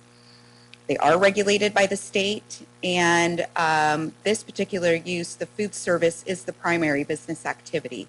The alcohol sales will be ancillary and complementary as a part of the primary use of a restaurant. The use permit analysis, the general use permit criteria is provided in the municipal code, and then it goes on to provide specific on-sale and off-sale alcoholic beverages criteria. All those findings are within your staff report, and if you have any questions, I can go through them, but they're pretty standard. The project is located in Census Tract 23.03, which it is in the lower east quadrant of the city, and you can see my cursor kind of dancing around where 23.03 is located. Within that census tract, there are 9 active licenses, and this would be an additional license. The closest type 41 is the Round Table that is located within the Safe Mart Shopping Center. This is a photo of the floor plan, security plan. There are 6 cameras proposed by the applicant in the interior of the restaurant. This is an exterior photo of the front of the restaurant location. This was taken last week. The new restaurant will have new signage. This is the former business that was located there. But this will be Suite 102, where this restaurant will be located. And this will be what the interior of the restaurant looks like from the kitchen and the dining area. Public comment, public hearing notices were published in the Merced Sun-Star on Friday, April 4th, and in the Westside Express on Wednesday, April 9th, and mailed out to adjacent property owners on Friday, April 4th. No comments have been received at the preparation of this presentation. So with that, staff is recommending that the City Council would consider adopting Resolution 6920, approving conditional use permit number 2025-01 to allow the on-sale of beer and wine under a Type 41 ABC license for Playa Sol Waffle Cafe. And that concludes my presentation. I'm here to answer any questions, and the applicant is here as well. Okay, before we turn over to council for any questions, I'll go ahead and open the public hearing to receive comment on what has been stated for use permit 2025-01. Anyone that would like to speak on this item, please come forward to the podium at this time.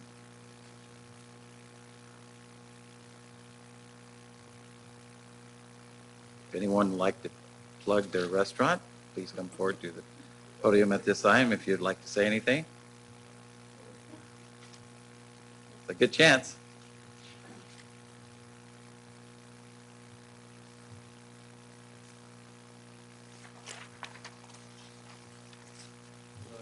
Welcome. Council.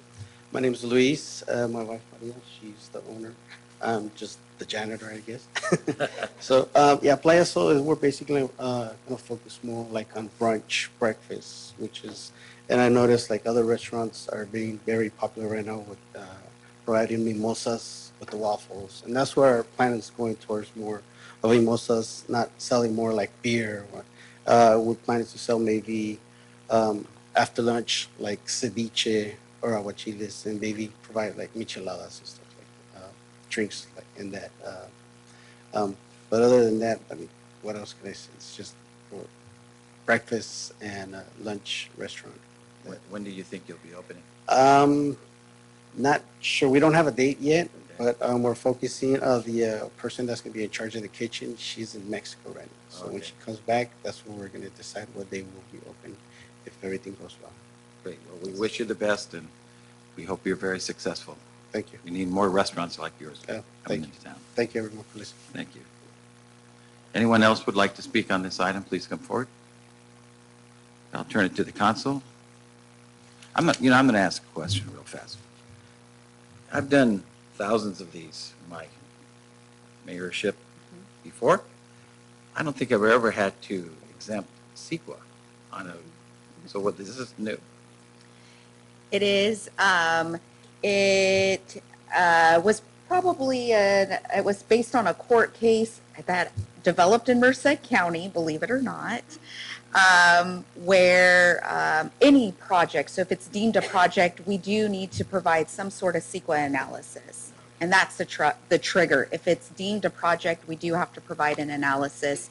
But in this instance, because there's no impact on the existing facility, on the floor print of the existing facility, no expansion proposed, we can qualify. It's eligible for an exemption. Yeah, that's why I thought it would not even have to be discussed. Since yeah.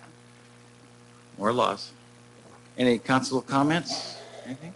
Yeah, the security plan states it'll have 6 cameras. That's something that they have to do, that they put that down?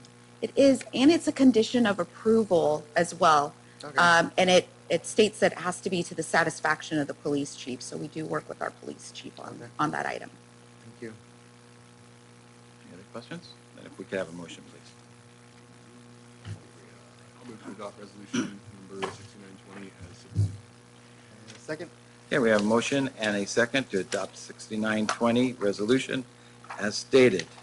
Any further questions or comments? Not hearing any, all in favor signify by saying aye. Aye. Opposed? Ayes have it. Motion carried. Wish you the best. Thank you. Okay, we'll move on to item 11, permanent local housing allocation, Bridge House in Los Banos. We'll turn it back to Stacy. That's me again. Thank you, Mr. Mayor. Stacy show. Right, this is my last item. And I am jumping in for our housing program manager, Christy McCammon. She's under the weather. Otherwise, she would be here presenting this item to you tonight for you. So this particular item is really a amendment and restatement of an existing professional service agreement for emergency shelter with Mission Merced. And this is to operate an emergency shelter, a bridge home that is for 10 people. It has the capacity of at least 10 people within that home. So back in February of 2024, the City Council approved a resolution authorizing a professional service agreement with Mission Merced for emergency shelter services. And this agreement was funded through our 2019 Permanent Local Housing Allocation, our formulaic fund, of $188,184. So we're currently in a professional service agreement, and what we're asking for tonight is really to amend that agreement to include the Permanent Local Housing Allocation Fund years for 2020 and 2021, and extend that contract period. So we are increasing the amount of the contract because we're also including our 2020 and our 2021 allocation, which would fund us to 2027. And then we're increasing then the time period of this contract. So staff is asking that the city council would consider adopting a resolution authorizing the city manager to enter into an amended and restated agreement. There is no fiscal impact as this is a grant that is paid by the California Housing and Community Development Department. So it comes from the state of California through SB2. And SB2, this is the fee that is paid with recording transactions. So each of those recording transactions that happen in Merced County that benefit Los Banos, that are recording transactions in Los Banos, we get that allocation. So these are funds directly for Los Banos.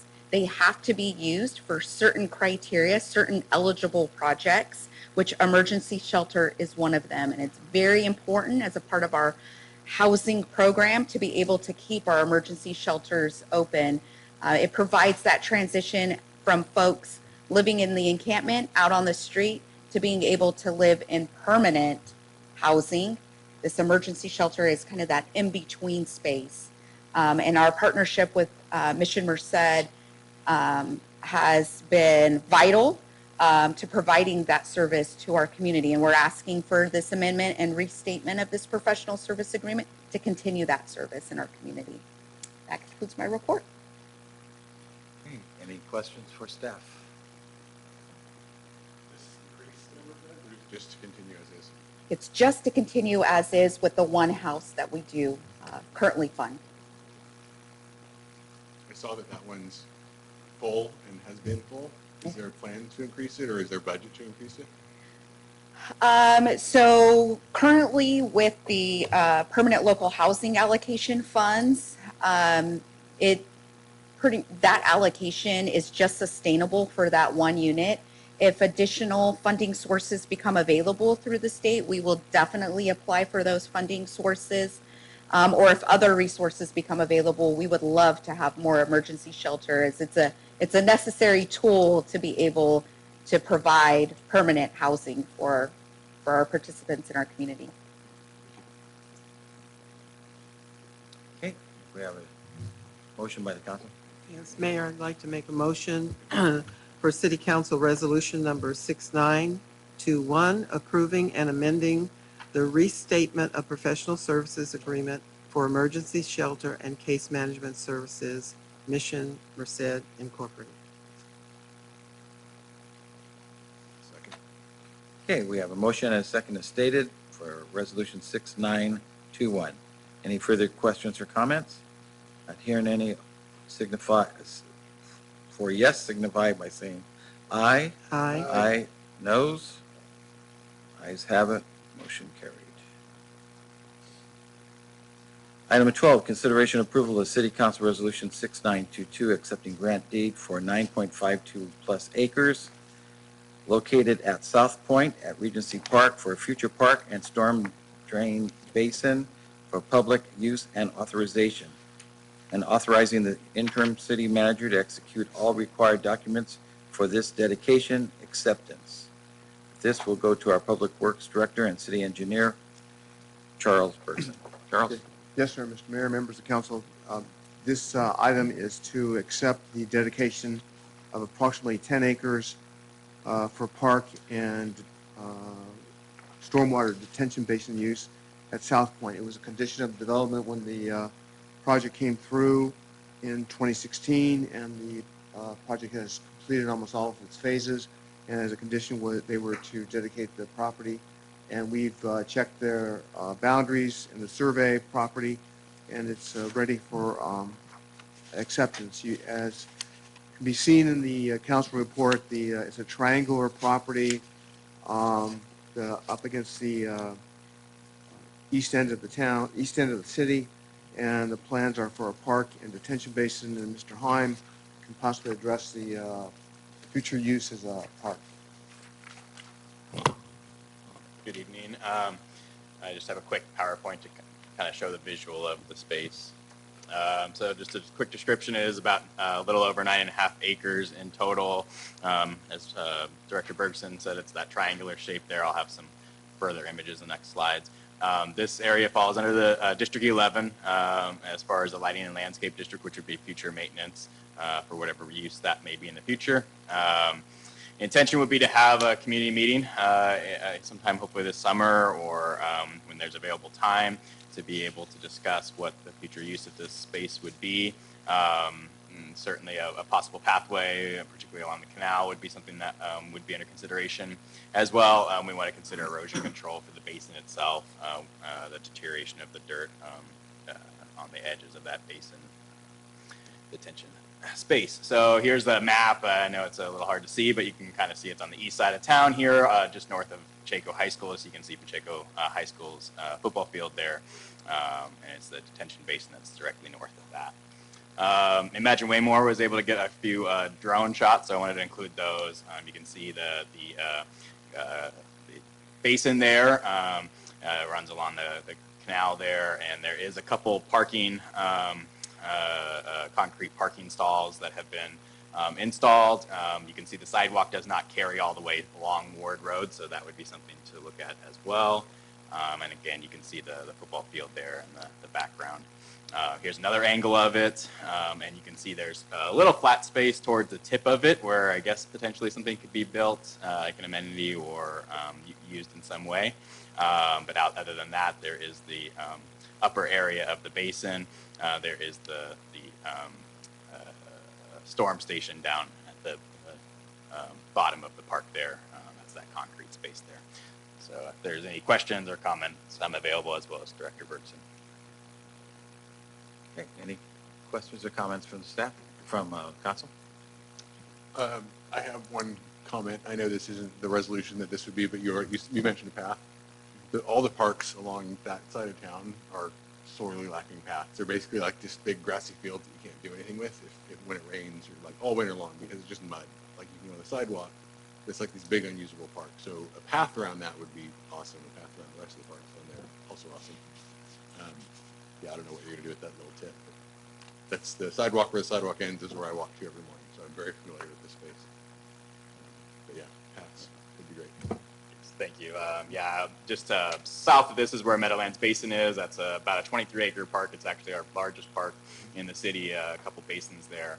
And it has a dirt pathway that runs along the canal side, which is what Councilmember Sanders is referencing. There's a sidewalk on the street side, but many users walk the full loop or walk along the canal. There's not a connecting southern base to that either. And so I think that would certainly be something that we want to consider. We do want to also consider grasslands impact as far as the canal itself goes, but we're hopeful to have a trail pathway along. Whatever we can do, even if it's just a gravel path, because right now just even a little bit of rain and it's just that sticky clay mud that you can't even walk. You end up with potholes. Yeah. Wasn't there a plan for a path all going north and south along that canal? Pretty much the whole city, right? Yeah, so I wasn't part of the, I think it's bicycle and pedestrian pathway plan. However, I believe it does reference that in that plan. The development north of this is North Point, and there is, it continues along the canal there, so there's potential for that to carry through there. Currently, the school district aspect of it, the Pacheco High School part, is closed. And that's something maybe we could discuss in the future, but yeah, we would certainly, I think, to Councilmember Sanders' point, try to get as much of a trail pathway as we possibly can. I think there's been a lot of people that I've talked to in the community that have really been a big component of walking trails and their use. We have our challenges on the rail trail, but I think the canal trail has become one of our most important and valuable resources in town, and I think it's a good measure of a strong community to have that. And it's a beautiful place to walk. Early in the morning, sunrise is like the sunrise over the Sierras. Mm-hmm. Like it's a shame that it's just not used more. Comments? You know, I have no problem with this park or this basin at all. I think we really need to start looking in the future. These giant basin parks are really not the future of this town, in my opinion. I do not like basin parks, and I understand the need for them, and I don't have a problem with them. But I think more pocket parks throughout a development is better for the citizens. I like walking paths. You know, what we already have is just instrumental for people to be able to exercise and walk through our town. But in the future, when we start designing these things, I like to see smaller parks, more of them. So the park isn't on one side of the development, and if you happen to live on the other side, you know, I mean, large parks are good too, but we don't need everyone to be acres and acres and acres. Well, I mean, like this, the whole thing is a basin park, so you can't really do anything because you can't build inside the basin. So at least making it where it's a partial basin, but you still have some. Well, I think this is only a partial basin, right? You're just going to have slope on one side? No, Or it's a full basin. It's a full basin? Yeah, you Okay. can see it's triangular shaped there. So why are we calling it a park? Because it'll end up likely having turf for erosion control. Just and grass, the it'll be trail open grass pathways. only? And there's potential to have an amenity, although that is a very tight space at the top. Yeah. The intention is to bring this item as part of a community meeting and then bring it forward to the commission and ultimately to council, depending on what that looks like, right? It could be continuing the sidewalk along Ward and a pathway along the canal trail and basic everything else, or perhaps there's something else that is recommended or comes up. Makes sense? I'm looking at this, and my concern is the canal. And, you know, what liability that proposes to the city for usage. So back in the 90s when we did the CCID canal path, that was brought up a lot. Of course, that's a little bit, you know, taken away from that canal. But I don't know of any of the problems we've ever had, you know. But that is something we have to look at and always look at. This would canal's be about 2 feet deep, and it doesn't hardly see the water moving in it. It's not like that canal on the canal trail. Like that water moves sometimes, and that Yeah. one would be that one's a lot more dangerous. This has no under crossings or anything like that. So you know, a little kid falls in it, that could definitely be a problem. Yeah, there's always something to consider. Okay, what would the council like to do with this? For, let's see, Resolution 6922. I'll move to adopt resolution number 6922 as submitted. Second. Okay, we have a motion and a second as stated. Further questions or comments? Not hearing any. Signify by saying aye. Aye. Opposed? Ayes have it. Item 13, consideration of selection of an executive search firm to assist the city council in recruitment of a new city manager. This item was continued from our March 19th, 2025 meeting. And with this, we'll go to our interim city manager, Gary Breezy. Mr. Mayor, members of council, thank you very much. As you know, we submitted an RFP. We received approximately 14 responses to the RFP for a vendor to assist the city with the recruitment and hiring of a new full-time city manager. Before you tonight, staff is looking for direction on the next steps in this process. As you've seen the recommendations there, we're offering 3, but perhaps there's a 4th that could be something else that you come up with tonight. The first would be to schedule interviews with a preferred group of recruiting firms selected by you, schedule interviews with the 5 highest scoring firms based off an analysis of city staff, and I have those 5 here if you'd like to review those. Select one of the firms based on the proposals received without conducting interviews and direct the interim city manager to enter into a professional services agreement with that particular vendor and start the process forward. And we're actually really open to your comments and suggestions tonight. Look forward to getting this process going. And I will open it up to questions and comments from the council. I'll go first. Sure. Thank you for the 600 pages of light reading. It's appreciated. So we looked at this last month, and I saw what the 5 top ones were. I think it was omitted from what we got this week, but I looked at all of them. I agreed the 5 that you guys chose were the top ones. I pretty much narrowed it down to 2 that stood out for me. And my reasoning pretty much was because they're California based. The pricing was not, there were a few that the pricing was really high, so I just eliminated those immediately. But without getting too far into it, I think the Ralph Anderson and WBCP are the ones that I like the best. Coffin Associates look good as well. But Ralph Anderson, I think, was my #1 choice, just because they're in Rockland. They have, it looks like, really deep connections in California. They build this role for a lot of different cities. So I think that of the 14, they're on the lower end of the price scale, but with their experience, I think that that's the way to go. I don't know what the other council members feel. Koff and Associates? So I went and cheated a little bit. I put that 600 pages in the AI, and I asked some questions. And I basically said, I want to know who has most experience putting city managers in the Central Valley. I thought that was very important. I really didn't look at price because I knew it would come up with the pricing. I asked things like how many the references and the rate of placement and how long people stayed and everything that was in there. And I'm real close to you. I came up with #1, Ralph Anderson, #2, Baker Lilly, and #3, that WBCP. And so that's what AI said, and So I use AI a lot. I Yeah. sanity check it though. But yeah, my true. AI came up So with then I pretty looked much- at what it said. Yeah, it was and a similar group. I saw that Rockland group really stood out. What do you two have to say over there? Well, I narrowed it down to 2, but my top choice is Ralph Anderson. Yeah, I would say my top choice was Ralph Anderson as well. Second was Baker Tilly, and WBCP was the third. There we go. So what do you think? What do you think about? I don't mind if Gary, if you want to interview. I don't. You think this? We don't need to interview this. No, I don't I've- think we I've need to. interviewed these- I think that just going and checking the references Yeah, is a good exactly. idea. I've been in this so much that I've seen that they'll say everything perfect to us, Yeah. but it's really what they perform, and performance is who they bring forward to us. So I don't know if I don't necessarily need to interview anybody, but I know that's how it's usually handled. Gary, what do you think?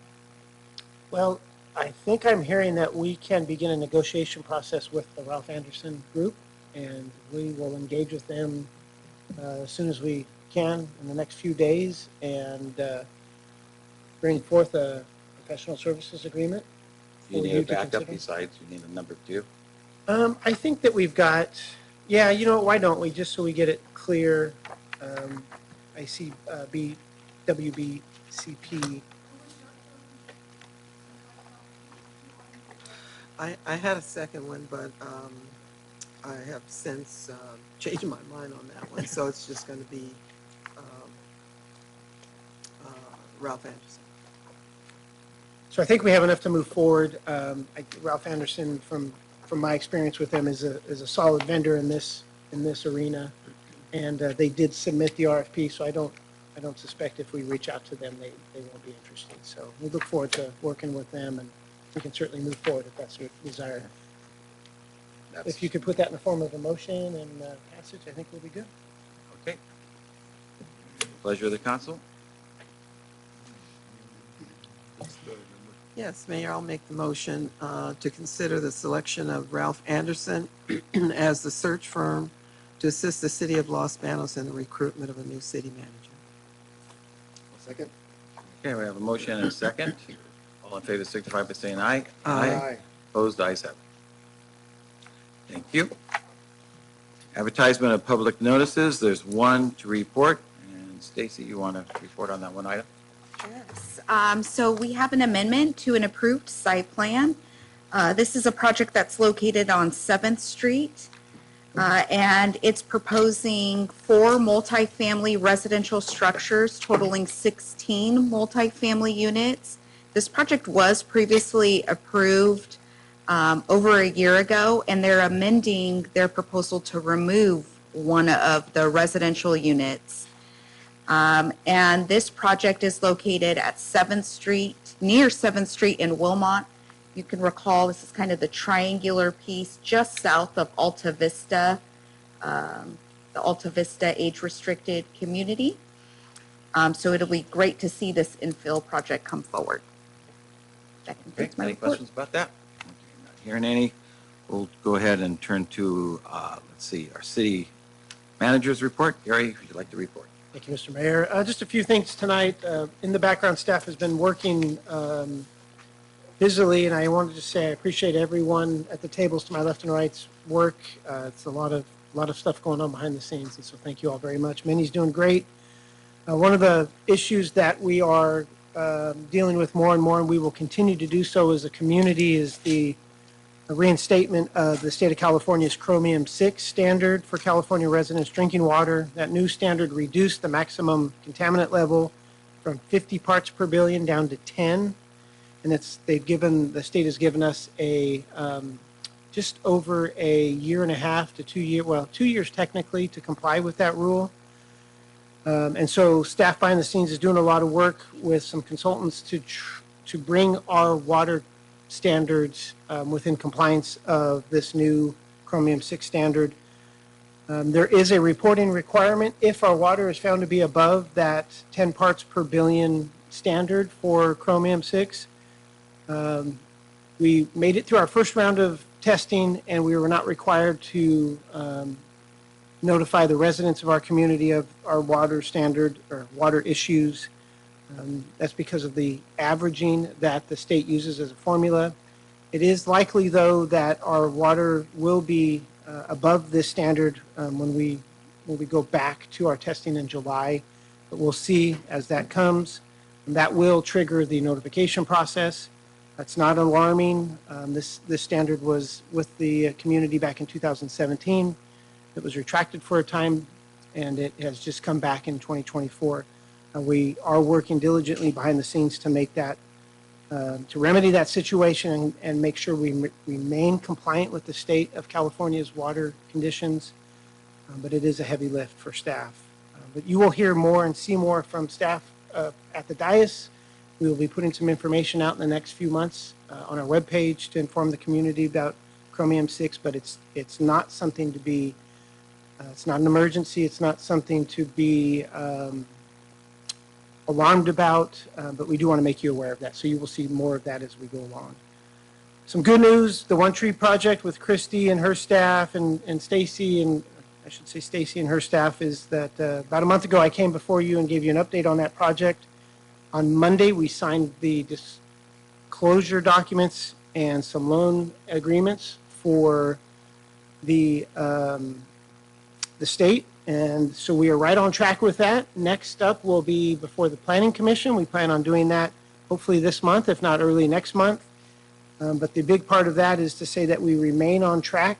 Christy is working diligently behind the scenes with Stacy's guidance to keep this process moving forward. And we still believe that we are on track to have leases being signed and people moving into that location within 24 months. So stand by for more on that. And last, the animal shelter, I know Blanche has talked about that. She is a strong advocate for the shelter.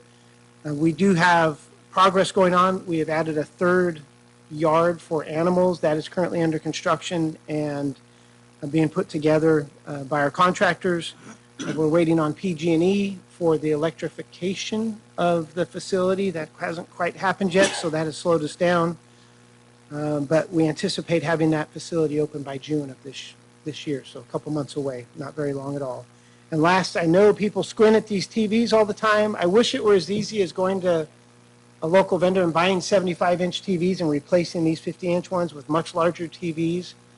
And it partly is that easy, but there's a lot of programming and coding behind the scenes that you have to do in order to get the sizing measurements changed so that everything looks normal. And we're in the process of doing that to make it a little bit easier for residents and you all to see our programs and our PowerPoints as we do these presentations. So you will see new monitors, probably in the 75-inch range. And if you've been in the city manager's office, there is a very large television in there.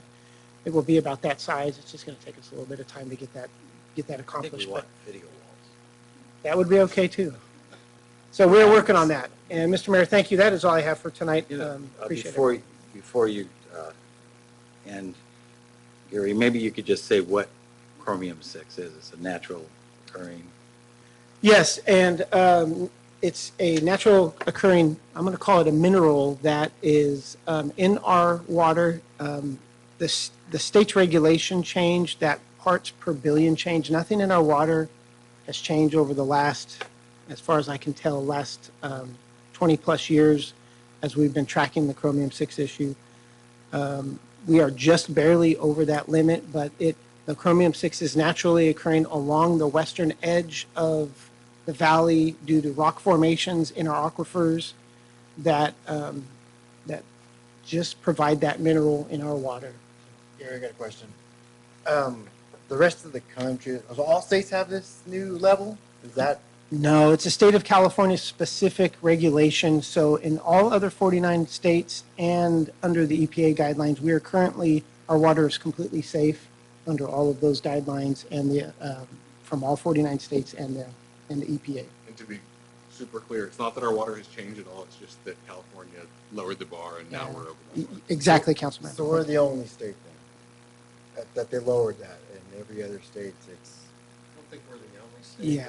The federal limit is 10 times higher. Okay.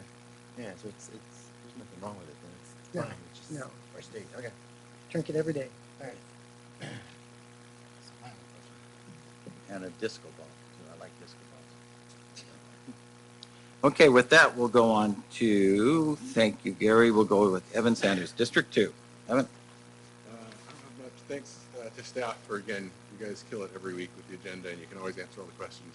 Stacy, you're on the spot so much. I really appreciate how thorough you are with everything. I know a lot of work goes on behind the scenes, and then you guys have to come do this as well, so it's super appreciated.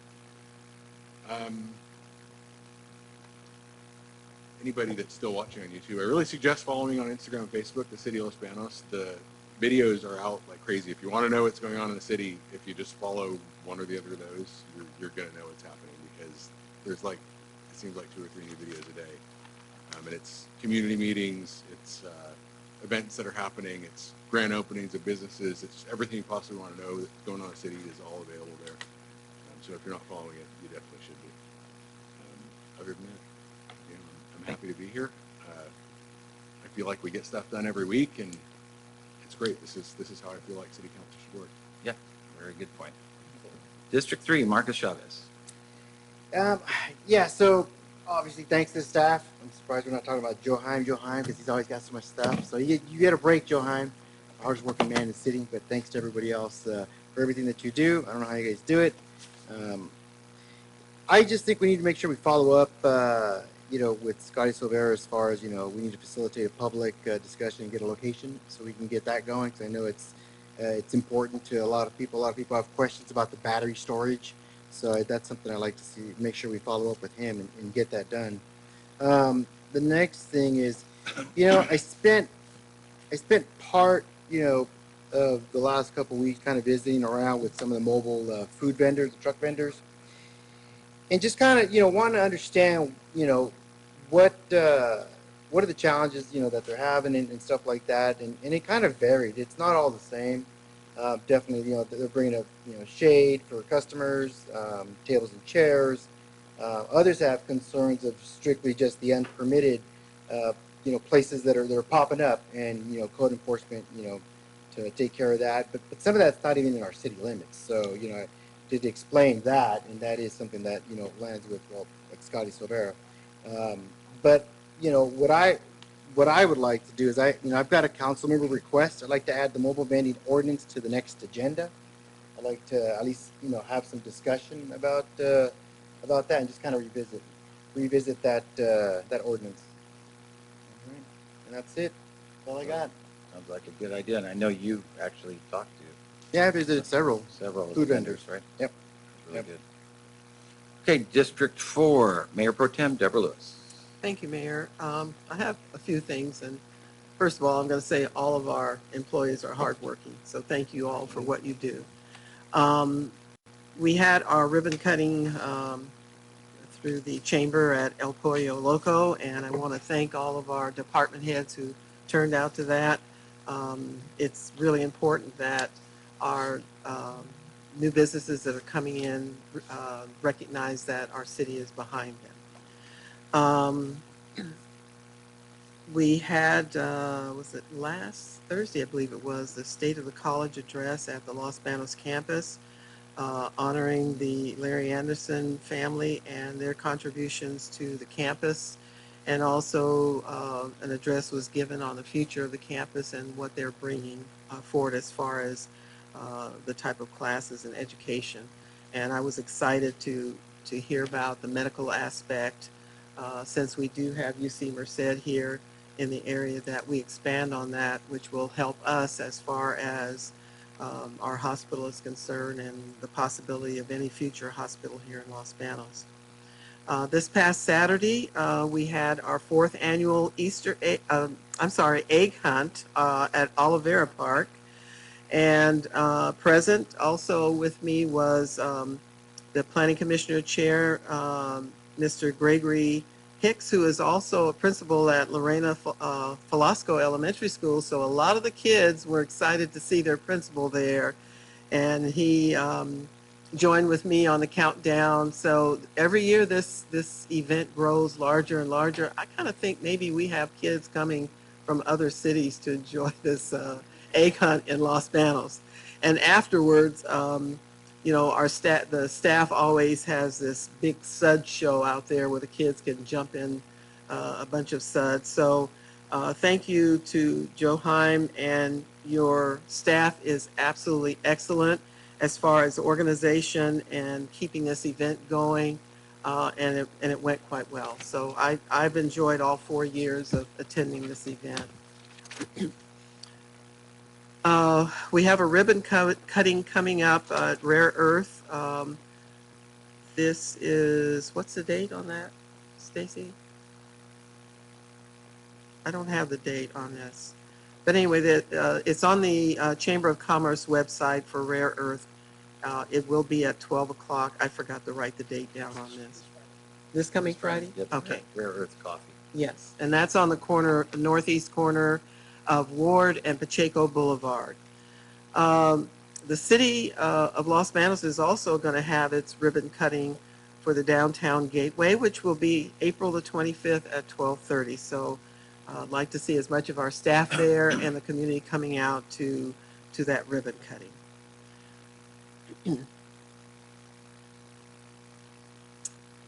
Okay, just give me a second here. Oh, I do have a suggestion on the monument. Maybe in the future, when you're headed south leaving 6th Street, it says leaving downtown. I feel like I'm leaving one state to go to another state. And I'm hoping maybe there's some money left over from this project, or some ARPA money, that maybe we can change that to say thank you for coming to downtown, or something a little bit more welcoming than just leaving downtown. So that's just my suggestion. I don't know how big of a deal it is to change that, but maybe, you know, staff can come up with something more warming. I don't mean to interrupt you, but Yeah, go ahead. that are the 2 comments I've gotten like 50 times. Is that comment about leaving downtown, and the stoplight on the other side, right in the middle of it. I know there's nothing we can do with stoplight. Yeah. But I've had a lot of suggestions. Move it to the other side, make it clear, and just, so you can't do all that stuff. We have standards. But And my last one is a request, Mayor, and I know there's a lot of reference to using social media, but not everybody has social media in our city. And so with that being said, I'm hoping that maybe at our meetings, when there are projects that are going to be opening up, that we can publicly announce, restaurants or what have you, that our staff can make that announcement. And if there are projects going on in Public Works, where we are in those projects, so that the public knows that their money is being used in a good manner. and just a way of keeping our public on board. I know that we're probably going to be looking at our website at some point, and there may be a way of announcing that on there. But even with that, we do have people who do not have access to social media. I'm one of them. I don't do social media. And I would like the public to be able to know what restaurants are coming, you know, and I know there are certain things that we can't talk about, but I hear more from the public out there about what's coming than I hear announced here. So I think as we move forward, with whatever projects that we're prepared to announce publicly, that we should do it here at council, or any projects that we're working on and whatever phase we're in, that we should keep the public informed and not totally depend on social media for that. And that's it for tonight. Thank you. Suggestion.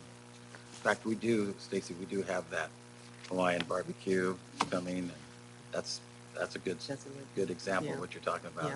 And a new Dutch Brothers over there by Target. Okay, well, I had a fun day yesterday. It's been quite busy the last couple of weeks. So I visited Miano School and Charleston School. I walked around with our principal at Miano, Zelda Diaz, and met with Lou Reese, principal at Charleston. Two excellent elementary schools. The campus looks great. Appreciate staff's help, giving me all the swag, I guess you would call it, to hand out to the kids. Kids were very respectful and very polite. I'll give you some of the questions I got asked. I was asked quite a few times if I knew President Trump, and if I was the same age as President Trump. No on both. Yeah, I've never met him, and I'm not his age. One boy said, "Well, you must be as old as him. You look like you're 50." I said, "I'll take that. I'll take that any day." So that was interesting. But another question was, when will I allow women to vote in Las Banos? So I said, well, you know, that was in the 1920s, I think, that term. But anyway, I didn't want to get into too much of an explanation on it. But what I was really thankful, I talked to a couple of hundred kids, and not one of them talked to me about potholes. So I really was glad with that. So that was a good day. It was a fun day, and I really appreciate Career Day at those two elementary schools. Tomorrow I have MCAG. You heard a little bit about it with our Caltrans presentation tonight. That's good news about that $2.5 million for the college pathway. LAFCO's tomorrow. Peninsula Clean Energies in a week. I'll have those board meetings. Next week I go to Sacramento, speak before the legislature about Las Banos and our needs, and I'll report more on that when I get back.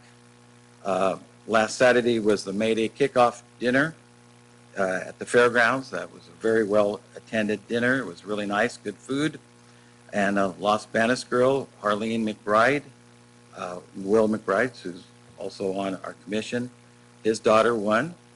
Sophia Miller won first runner-up from Dos Palace, and Evelyn Chan won second runner-up from Gustine. So the whole west side was represented there, and the mayor of Dos Palace and I were together. Katie Miller, she's newly elected mayor of Dos Palace, and she is actually related to the Miller girl from Dos Palace, and it was a fun night. Again, the state of the college was good last week, and the last thing I had a lot more, but we're all tired. I'm honored I've been selected to be the commencement speaker at Merced College graduation in May, so I'm looking forward to that. And I want to thank the college and Chris, the president, for asking me to do that. I did it like 25 years ago, and I get to do it again, so I'm looking forward to that. I learned a lot in 25 years.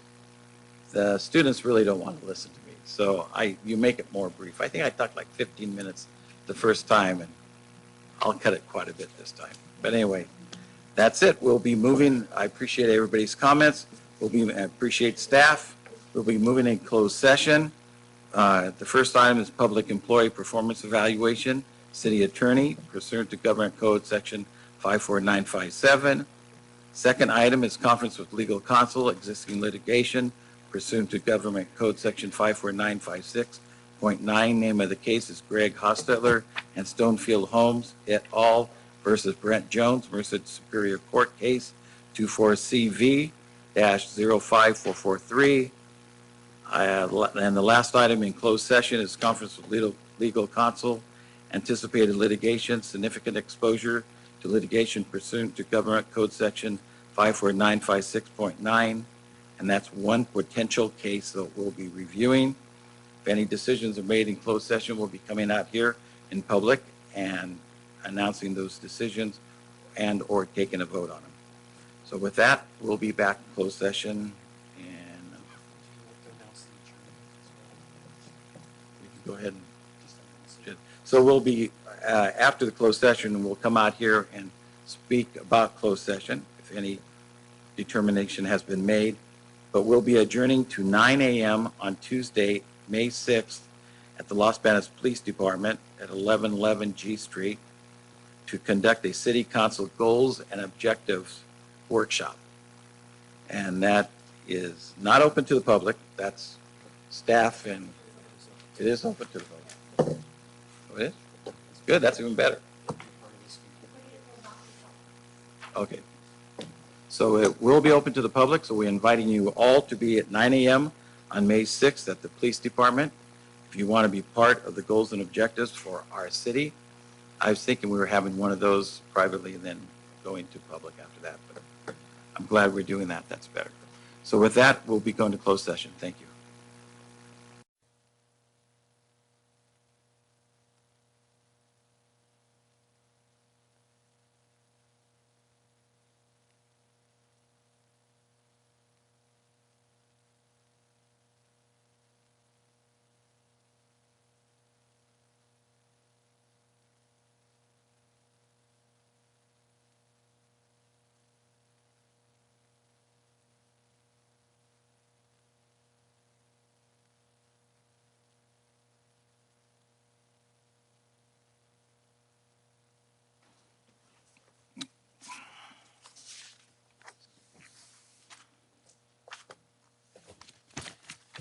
Okay, we are back. So, yes, on a closed session, public employee performance evaluation for the city attorney.